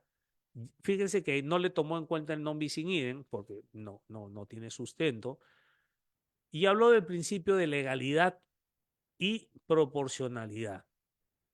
Eso fue la sentencia de primera instancia. Dice, miren lo que dice, si bien el demandante participó, y recuerden que el tipo de la M1 dice por participar, entonces acá el juez está diciendo, él sí participó en el accidente, pero fue cuando él fue chocado, no que él chocó. O sea, ese es el razonamiento del juez de primera instancia. Participó, sí, pero participó de forma pasiva porque lo chocaron, no que él chocó. Entonces, para el juez de primera instancia, eso es suficiente para que no se aplique la M1, sino la M2, ya que la primera no corresponde al hecho que se ha detectado y resulta desproporcionada la actuación del demandante del hecho. Es decir, sí, el señor tomó y corresponde M2, no M1. Vulnerándose los principios de legalidad y proporcionalidad. El SAT apela, no sabemos los fundamentos, pero la sentencia de segunda instancia dice lo siguiente: la conducta del demandante, es decir, del administrado, la conducta del demandante, del administrado, el señor que estaba manejando, se subsume en la infracción M1 en la medida que el supuesto de hecho hace referencia, además de conducir en estado de ebriedad, a ser partícipe de un accidente de tránsito, lo que ha acontecido en autos, y no generador o causante del siniestro. Es decir, el tipo infractor hace referencia a que el conductor del vehículo haya sido parte del accidente. Ya, lo que está diciendo es, no es necesario que lo ocasione, como dijo el juez de primera instancia, porque el tipo es claro, el tipo que dice participar, y él ha participado. Y lo está diciendo, en la medida, dice, sí, se subsume la conducta en la medida que el supuesto hace referencia a conducir en estabilidad y participar. Y eso sí ha pasado, ¿no? Es decir, el tipo de infractor hace referencia a que el conductor del vehículo haya sido parte, simplemente con eso basta. Y dice que la inhabilitación de por vida es correcta porque en la adopción de estas medidas restrictivas subyace la valoración de otros bienes de relevancia constitucional, como la seguridad personal o ciudadana, la que viste la perspectiva del peatón, el pasajero o el resto de personas en general, requiere redoblar esfuerzos con miras de su garantía de preservación. Entonces dice, está bien inhabilitado de por vida la segunda instancia, porque la primera dijo, oye, no hay proporcionalidad. Bueno, el juez de segunda instancia dice, está bien que lo inhabiliten de por vida, que le cancelen o inhabiliten de por vida. ¿Por qué? Porque dice, en estas medidas, ¿no?, adicionales a la pena, Perdón, creo que se me pasó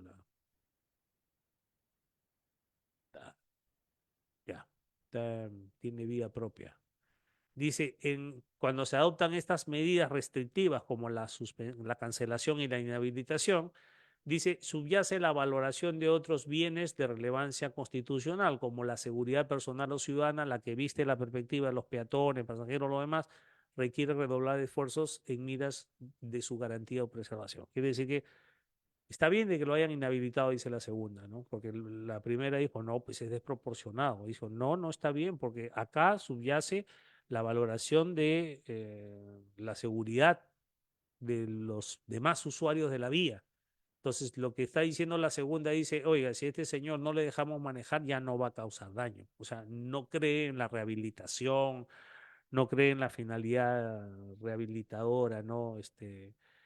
De la pena en la segunda instancia. Y así, con estos fundamentos, van a la casación. El recurso de casación, vamos a explicar el recurso de casación brevemente. En este recurso de casación, y aquí viene el planteamiento del recurso de casación. O sea, ¿qué es lo que ha planteado, ¿no? el ciudadano que ha interpuesto este recurso? Dice, la infracción normativa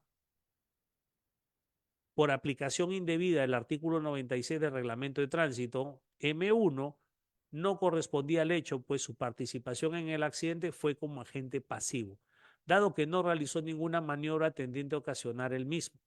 Ya que fue impactado más bien por otro vehículo, su responsabilidad se limita a haber ingerido licor más allá de los límites permitidos, por tanto su conducta debería subsumirse en lo previsto en la M2. Entonces, está planteando dos infracciones normativas en su casación. La primera dice aplicación indebida del artículo 296. Ojo con el artículo 296. ¿Qué dice el artículo 296 del Reglamento de Tránsito? Dice, las infracciones al Reglamento de Tránsito son las que están tipificadas en el cuadro de infracciones. ¿Sí? Eso es lo que dice. Entonces dice que una aplicación indebida del artículo 196 que te dirige al cuadro. O sea, es una indebida aplicación de esa infracción, por eso le dice el 296, no dice indebida aplicación de la infracción número tal, no dice eso, ¿ya? ¿Por qué? Ahorita vamos a explicar por qué no digo eso y por qué hablo de un artículo, porque es una infracción normativa. ¿Ya? Y dice, este artículo 296 que remite y que dice que las infracciones están allá, ha sido mal aplicado, porque M1 no corresponde al hecho. Hay una mala aplicación. Y también habla de la infracción normativa del artículo 139, numeral 13 de la Constitución. Afirma que la resolución emitida por la Sala Superior, o sea, la segunda instancia, vulneró el debido proceso, ya que en el fundamento octavo de dicha resolución precisa que la conducta infractora es M1 sin haber considerado las circunstancias del hecho, siendo que debió aplicar el principio de proporcionalidad, pues la sanción M1 es exorbitante. Asimismo, el principio de razonabilidad, pues es inviable una sanción excesiva y drástica al no permitir al recurrente volver a conducir producto de esa sanción. Entonces son dos las infracciones normativas, al 296 y al 139 numeral 3 de la Constitución. Esas son las infracciones normativas. Tenemos que precisar que el recurso de casación, la función principal del recurso de casación es hacer el control jurídico y no el reexamen de los hechos. Quiere decir que vamos a hacer un control jurídico, ¿no? Hay una infracción por una incorrecta aplicación de la norma, es lo que le dicen. No vamos a reexaminar los hechos. La causal de infracción normativa supone una violación a la ley, la que puede presentarse en tanto de forma o de fondo. El recurso de casación es un medio impugnatorio de carácter excepcional cuya concesión y presupuesto de admisión y procedencia están vinculados a los fines esenciales para los cuales ha sido previsto.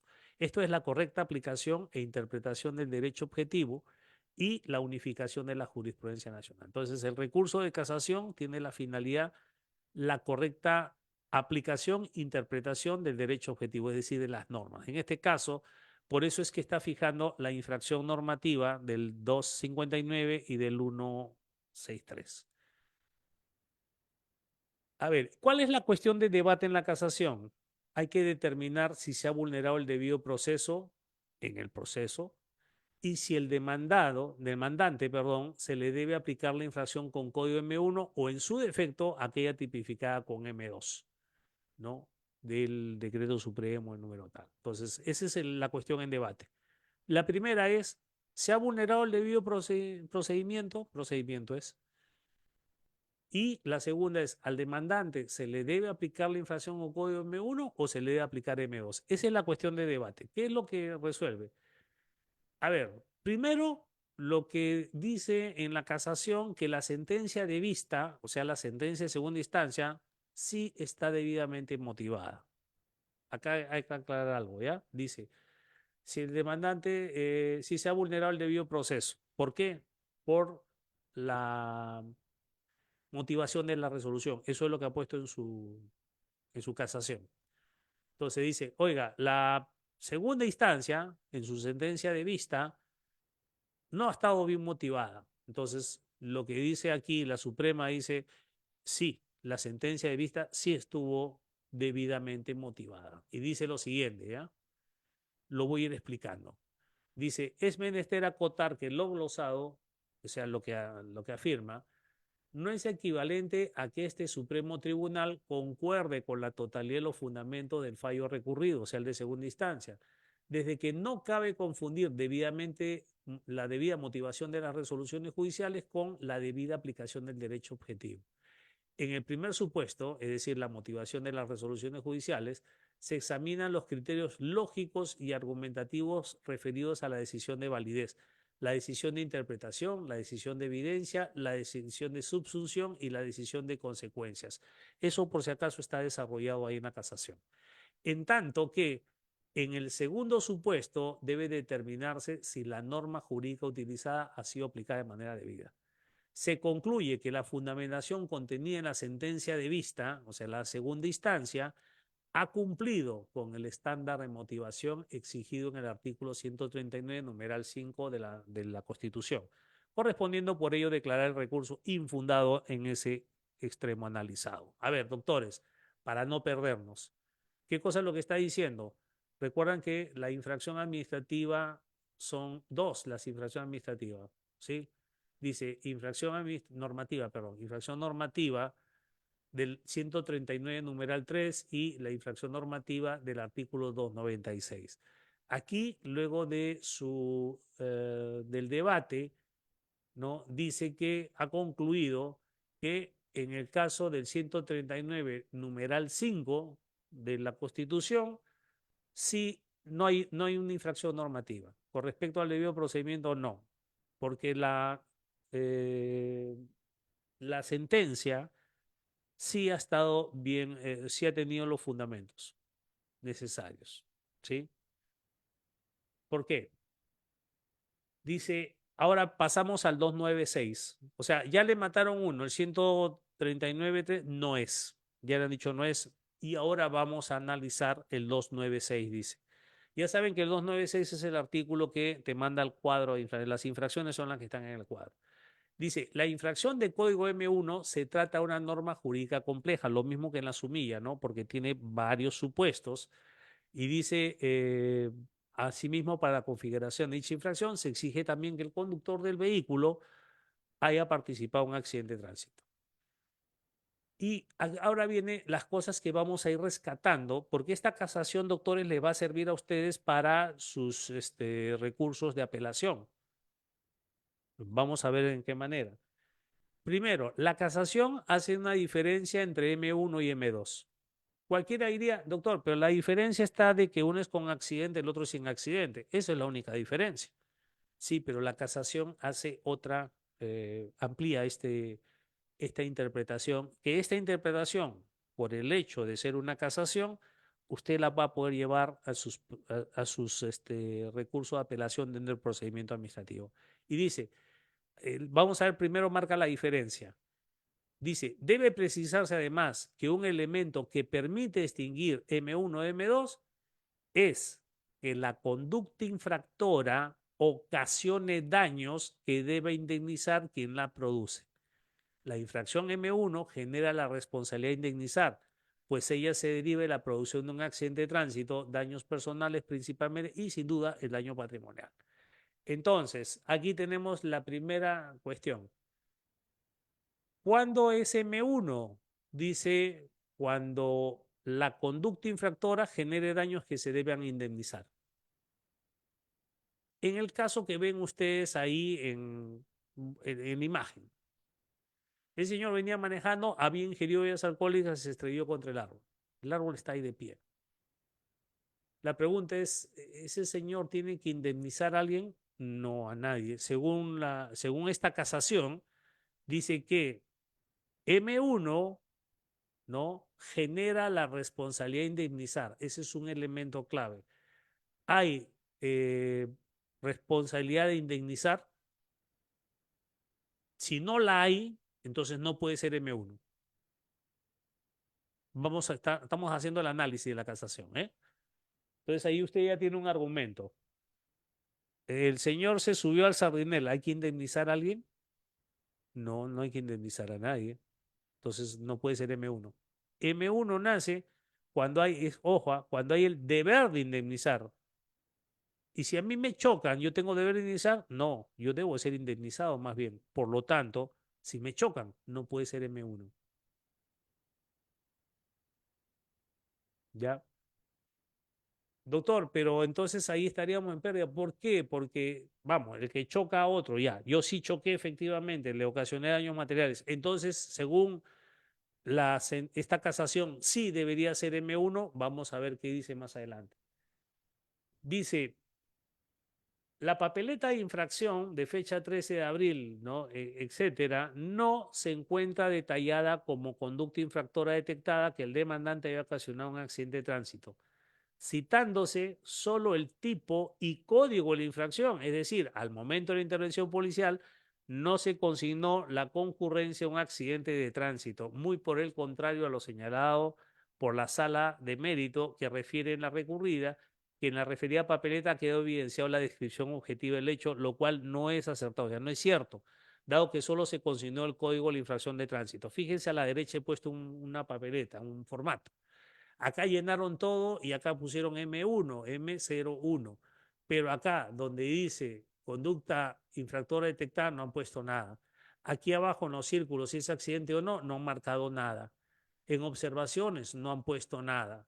Entonces, lo único que han puesto en la imputación, según lo que dice la Suprema en su casación, dice, oiga, solamente ha puesto un código, nada más. Solamente ha puesto un código y con un código no está imputando correctamente. Entonces, ¿por qué? Porque en la sentencia de vista, o sea, de segunda instancia, dicen que sí, que en la papeleta queda evidenciado la descripción objetiva del hecho. Y falso, fíjense, no dice nada. Se puede apreciar que quien fue impactado por otro vehículo por la parte posterior es el automóvil del actor, cuyo vehículo se encontraba estacionado. Entonces, ¿qué es lo que pasó con este señor? Este señor estaba manejando, se detiene en un semáforo y detrás viene otro conductor, choca al vehículo que estaba detrás y este a su vez lo choca a él. Y resulta que él, mala suerte, había ingerido bebidas alcohólicas, esperaron la llegada del policía, fue sometido al examen, salió, superó el límite y le levantaron M1. A ver, se puede apreciar que fue impactado por otro vehículo por la parte posterior, es el automóvil del actor, cuyo vehículo se encontraba estacionado a la espera del cambio de luces del semáforo en la avenida tal. De lo señalado, se puede concluir que no obra en el expediente medio de prueba alguno que corrobore que el administrado, estando en estado de ebriedad, haya participado, mire, lo dice, haya participado o causado un accidente de tránsito que amerite que la administración haya tipificado conforme a la M1, por lo que no corresponde que se ratifique un acto que se encuentra indebidamente tipificado. Más aún, si la propia Fiscalía ha señalado que se trata de un delito de peligro común, conducción en estado de ebriedad, razón por la cual aplicó el principio de oportunidad, el cual se aplica, entre otros supuestos, cuando se trata de delitos que por su insignificancia o poca frecuencia no afectan gravemente el interés público. Entonces, aquí ya está haciendo otro razonamiento ya. Dice, oye, este señor no participó, sí, participó, pero no en forma activa. Quiere decir que él no causó el daño. A él le han causado el daño. ¿Ya?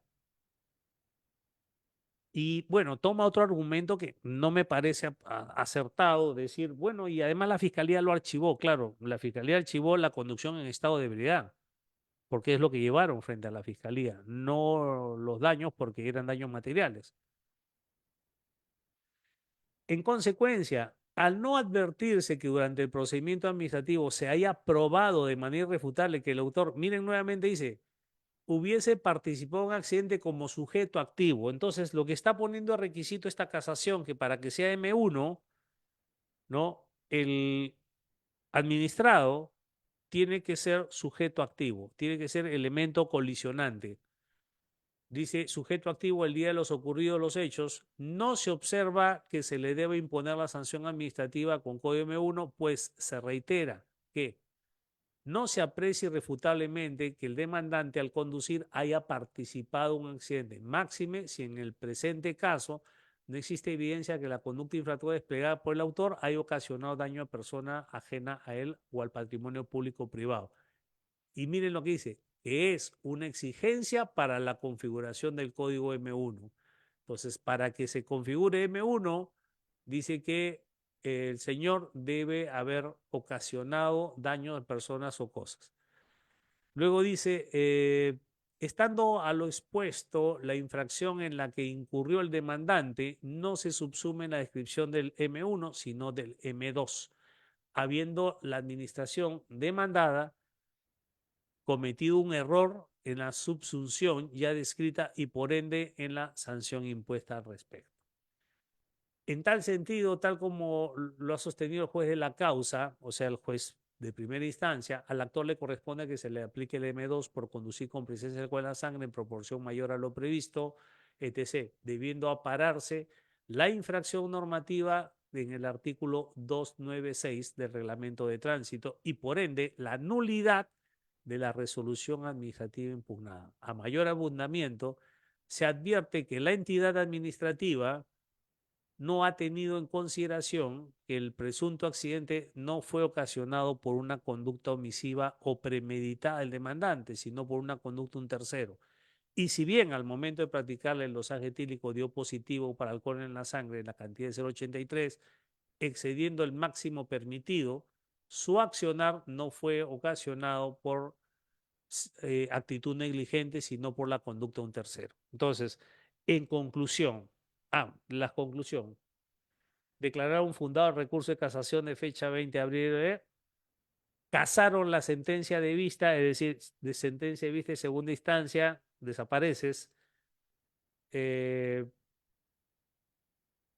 y actuando en sede de instancia, confirmaron la sentencia de primera instancia, o sea, casaron, ¿no? Eliminaron la de segunda instancia y confirmaron la sentencia de primera instancia, comprometida la resolución número 5, tal, en la cual se declara fundada la demanda con lo demás que contiene. A ver, ¿qué conclusiones podemos sacar de esta casación o cómo podemos usar esta casación? ¿No? Esta casación la podemos usar en los siguientes casos. Si tenemos un caso que en la papeleta solamente se ha consignado el código M1, nada más, y no se ha descrito la conducta infractora o no se hace mención de que hay un accidente o no hay ningún medio de prueba que existe un accidente, o sea, no mención, sino que existe un medio de prueba que hay un accidente, entonces esta casación le va a ser útil.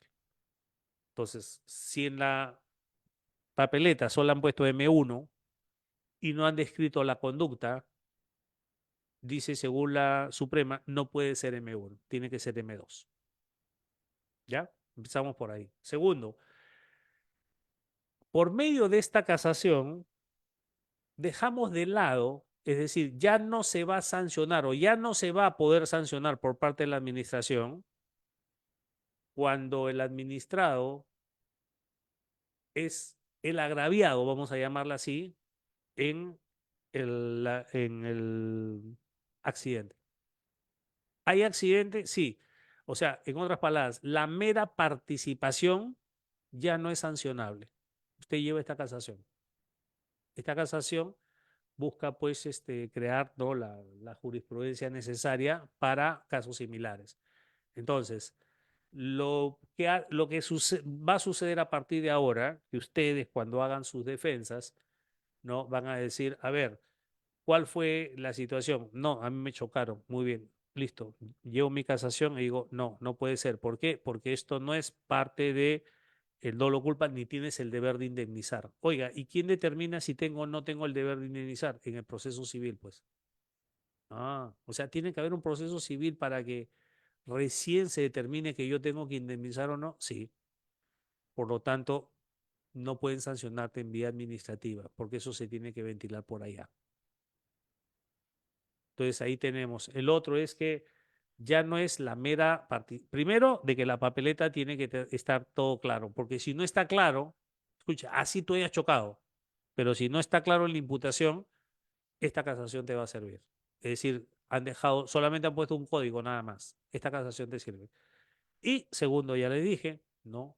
Cuando tú eres vamos a llamarle el agente pasivo en el accidente, esta casación también te sirve.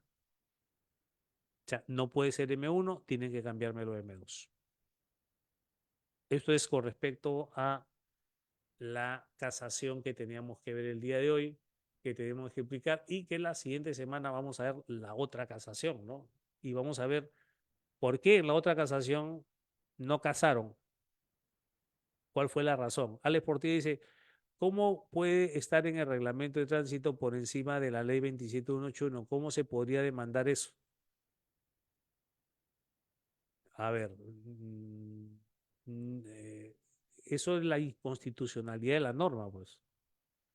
Saludos, doctor. Le saluda Arnaldo Villegas. Excelente explicación. Gracias, Arnaldo.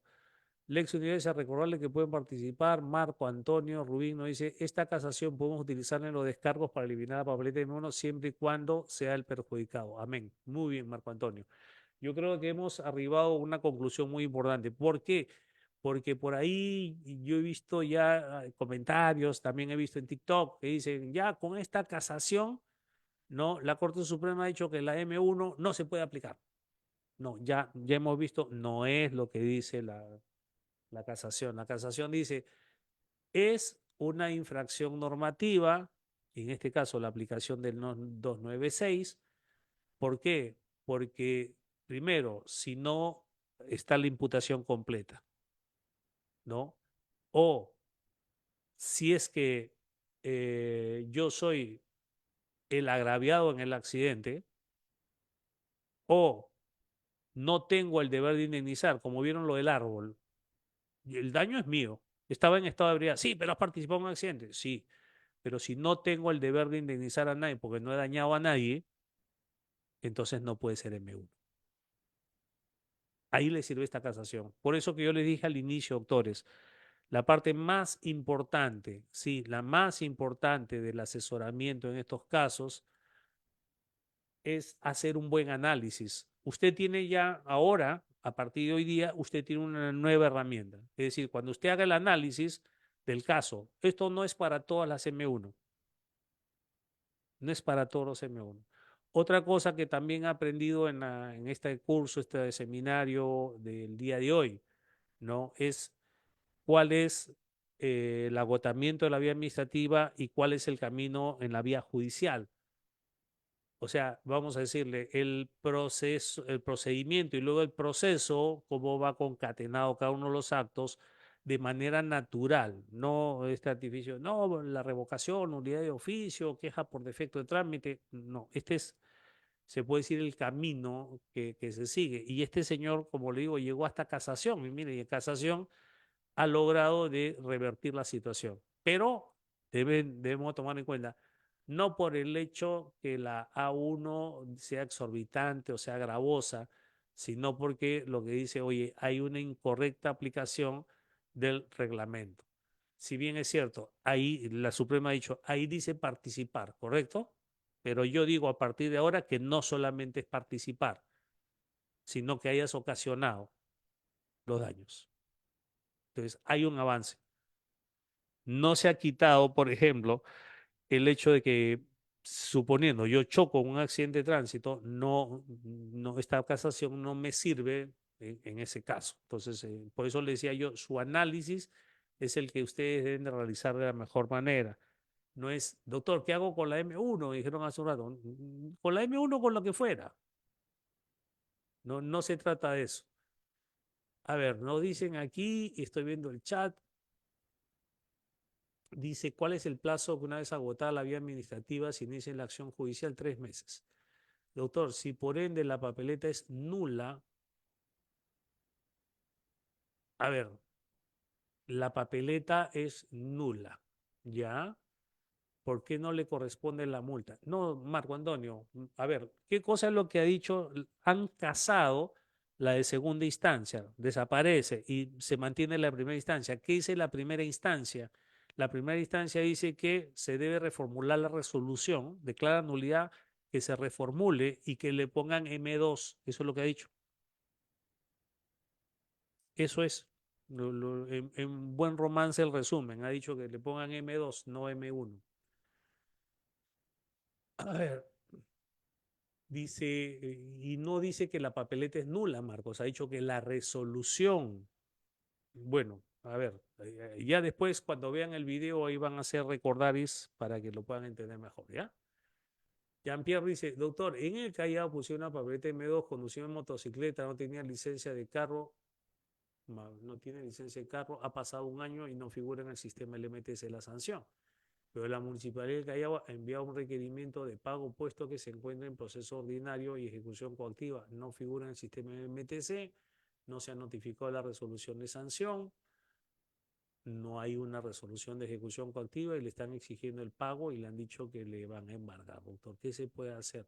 Gracias antemano por la respuesta. Jean-Pierre, en principio, sí, yo no pongo en duda lo que usted me dice y usted no ponga en duda, sí, usted ponga en duda lo que le dice su cliente, ¿ya? Por favor, doctores, esto también es parte, la próxima clase vamos a hablar sobre los contratos, o sea, cómo usted como asesor tiene que hacer su contrato con su cliente, cuál es la prestación y la contraprestación, ¿ya? Ahora le agrego yo algo, le voy adelantando algo. Doctor, si usted va a asesorar y va a hacer un análisis del caso, usted no lo puede hacer en análisis en base a dichos.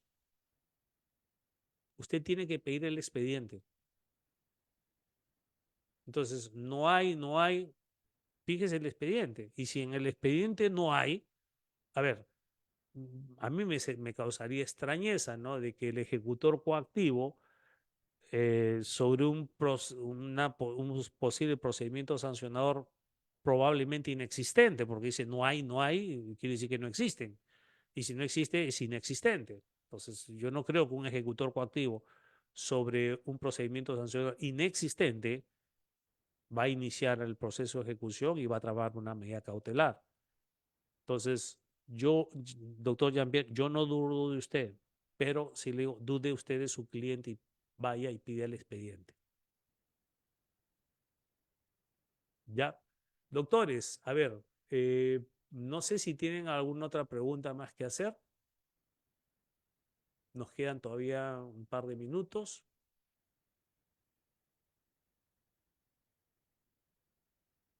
Jean-Pierre, los sistemas informáticos no definen la situación jurídica de nadie.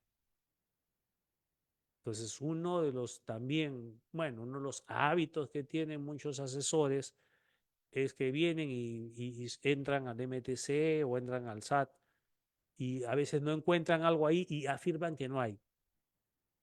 Recuerden que eso tiene una finalidad informativa, nada más. Y en la información puede ser que hayan o no hayan datos. Usted pide el expediente. No, doctor, es que no me han notificado. Pide el expediente. Siempre usted pide el expediente. Comience por ahí. Entonces es algo así como que usted sea un médico y viene un paciente y le dice, doctor, me duele acá, cáncer. Usted no le va a decir eso de frente, pues usted le va a mandar unos análisis, pruebas, y cuando venga con todo eso, usted lo analiza y da un diagnóstico. Lo mismo ocurre acá, pero no lo puede hacer por dichos, ¿ya? O por sistemas informáticos. Doctor, si bien la casación menciona el término indemnizar y usted mencionó que ello se determina en sede civil, ¿el administrado podría plantear alguna medida cautelar? Sí, por supuesto, por esta que ya se dio cuenta. Muy bien, Dani, muy buen razonamiento. Muy buen razonamiento, efectivamente. Entonces, eh, sí, miren, aquí como que la Suprema, bueno, también viene el otro, ¿no? Fíjese, si usted lo lee y quiere arrancarle hacia algunas cosas, dice, si se acogió al principio de oportunidad, significa que es una cosa insignificante y le debería corresponder M2. Usted puede tomar eso también, ¿eh? También lo puede tomar. Dice, oiga, este señor se acogió y según la casación 1124 Lima tal, dice que si se acogió al principio de oportunidad, entonces es una cosa nimia y por lo tanto corresponde M2. Úselo. ¿Por qué no? O sea, ahí yo les he hecho un resumen, ¿eh? Porque yo sé, y cuando recién salió esto y lo compartí en las redes que tengo en los grupos, hay personas que lo empezaron a leer y decían la de vista, casaron y como que no entendían, ¿no? Espero de que con esta explicación hayan entendido un poco más, o sea, lo hayan entendido mejor. Y los que asesoran en esto puedan utilizar la casación. Saben que la casación tiene vamos, es una de las finalidades, pues, es unificar, ¿no? Las Doctor, decisiones, es decir, crear jurisprudencia. Sí, Dani, dime, adelante. doctor, ¿qué tal? Muy buenas noches. De este lado Hola, le saluda Dani Díaz. Gracias por leer mi pregunta, doctor. dígame. Mire, a través de la tertulia que usted nos ha brindado, primero agradecerle la misma, le quería decir, cuando usted menciona el término indemnizar, o mejor dicho, lo dice la casación como tal, doctor, me pregunto, ¿no? Si bien es cierto, esa responsabilidad o ese término, ese instituto se va a determinar en la sede civil como tal. Mientras tanto, tenemos la paralela de la vía administrativa y en la misma termina el PAS, inicia el tema del contencioso. Entonces, ¿qué sucede?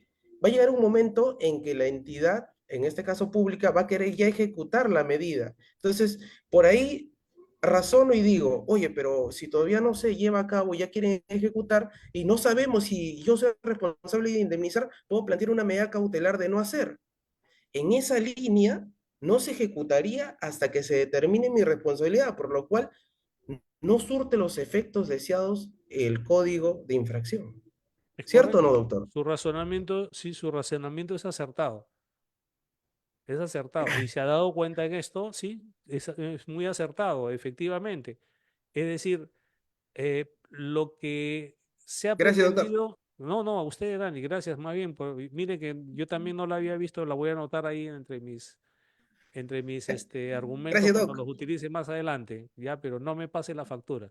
No, doctor, estoy Ahí nomás, agradecido, doctor, igual que ahí ahí los nomás. colegas que están presentes. Ahí, No, doctor, no. mi pregunta es la caducidad nomás, doctor, a ver si se hace una clase, como usted bien refiere ahí con Lex, ¿no? Claro, para ver cómo se hace el cómputo de los plazos con ejemplos. Sí, doctor, así someramente. Lo que pasa es que comentándolo, ¿no? Con un profesor de la facultad, le dije, doctor, si bien es cierto, dice 9 meses, y me dice, sí, está bien 9 meses, pero cada vez que la administración saca una resolución, muere los 9 meses. Saca No, otra resolución, muere los 9 meses. ¿Es así, doctor? no, no, no, no. No, No, no. no es así, no. A ver, Disculpe, doctor, la vamos. pregunta. No, no, voy a aclarar ya, y es para que converse también con su docente. Ajá, sí, sí, doctor. Pregúntele la diferencia entre suspensión e interrupción del plazo. Tome nota, Suspensión e interrupción. interrupción del plazo, ¿ya? Yo le voy dando el tip más o menos para que Ajá, converse con él. A lo mejor su docente ha entendido interrupción ya. y no es lo mismo que suspensión. Y le explico, la suspensión, como su nombre lo indica, ¿no? Se quedan sin efecto por un tiempo, o sea, ya no corre el plazo cuando se realiza un acto por parte de la administración por un tiempo. Luego el plazo se reanuda. Es decir, si usted estaba en el día 130 y emitió una notificación, algún acto a la administración, entonces el plazo se suspende, ya no se sigue contando. Pero terminado el plazo, el periodo de suspensión, se reanuda 131, 132. Quiere decir que lo ganado no se pierde. No es lo mismo que interrupción. En la interrupción, que es otra forma, cuando dice la norma, se interrumpe el plazo, significa que vuelve a cero con cada acto de la administración. Bien, doctores, yo, Gracias, doctor. no, a usted, Dani, a todos los que han participado. La verdad, doctor, la explicación ha sido claro. Gracias, César. Pero la suspensión opera en lo administrativo. La suspensión, sí, la suspensión está en la norma. O sea, en la norma no hay interrupción, hay suspensión. Núñez, doctor, visto el caso expuesto, se inició el PAS con la papeleta de infracción y se llevó hasta el contencioso por la infracción M1 cuando se aprecia que fue levantada por un efectivo policial de SIAT que no cuenta con competencia por levantar la papeleta, transgresión al debido procedimiento. No debería haber argumentado por ese hecho. Finalmente el policía habría incurrido un ilícito penal de usurpación. No. A ver, interesantes preguntas. A ver, miren, ¿qué es lo que está pasando? En el contencioso, tanto en primera y segunda instancia, hay una línea en estos momentos. Dicen que si bien es cierto el policía, la comisaría y que eso podríamos ver que la imputación de cargo no tenía los elementos necesarios, pero eso no desvirtúa el hecho que estuvo manejando en estado de ebriedad. Ya, le digo, ya se ha transitado también ese camino y eso es más o menos ya es una regla que están tomando, ¿no? En los contenciosos, tanto en primera y segunda instancia, tengo varias sentencias de primera y segunda instancia en lo que han dicho lo mismo, ¿no? Cuando se ha argumentado de que el policía no te compete. Y está bien, dice, ya, está bien, y tiene toda la razón. En eso está bien, pero ¿qué se habría vulnerado, no? No que el acto administrativo correcto. Entonces vamos a suponer, y solamente suponer, que ese acto, dicen que ese acto administrativo, pues sí carezca, pero el fondo que él ha sido sancionado es por conducir en estado de ebriedad, ¿no? Ya algunas de esas sentencias, y en primera y en segunda, ¿eh? Bueno, doctores, ya no hay tiempo para más, como decían en la televisión. Les agradezco a todos su participación, nuevamente a Alex Universia, y los esperamos el próximo viernes para ver la segunda casación y ver los procedimientos, justamente lo que acaba de preguntar el doctor Núñez, los procedimientos. Vamos a ver también esto del TC con respecto a las comisarías y cómo podemos también argumentar en esos casos. O sea, vamos a ver la segunda casación y luego vamos a ver los procedimientos. Así que los esperamos el próximo viernes. Sí, ya acá le van a explicar, ¿no? Lo que desean el material, doctor, dónde está la diapositiva, dónde consigo esto, aquello. Ahí el ex Universia les van a dar la indicación. Muy buenas noches con todos y gracias por su participación. Muchas gracias, doctor. Esperamos contar con usted en el próximo evento. Tenga muy buenas noches. Excelente sesión.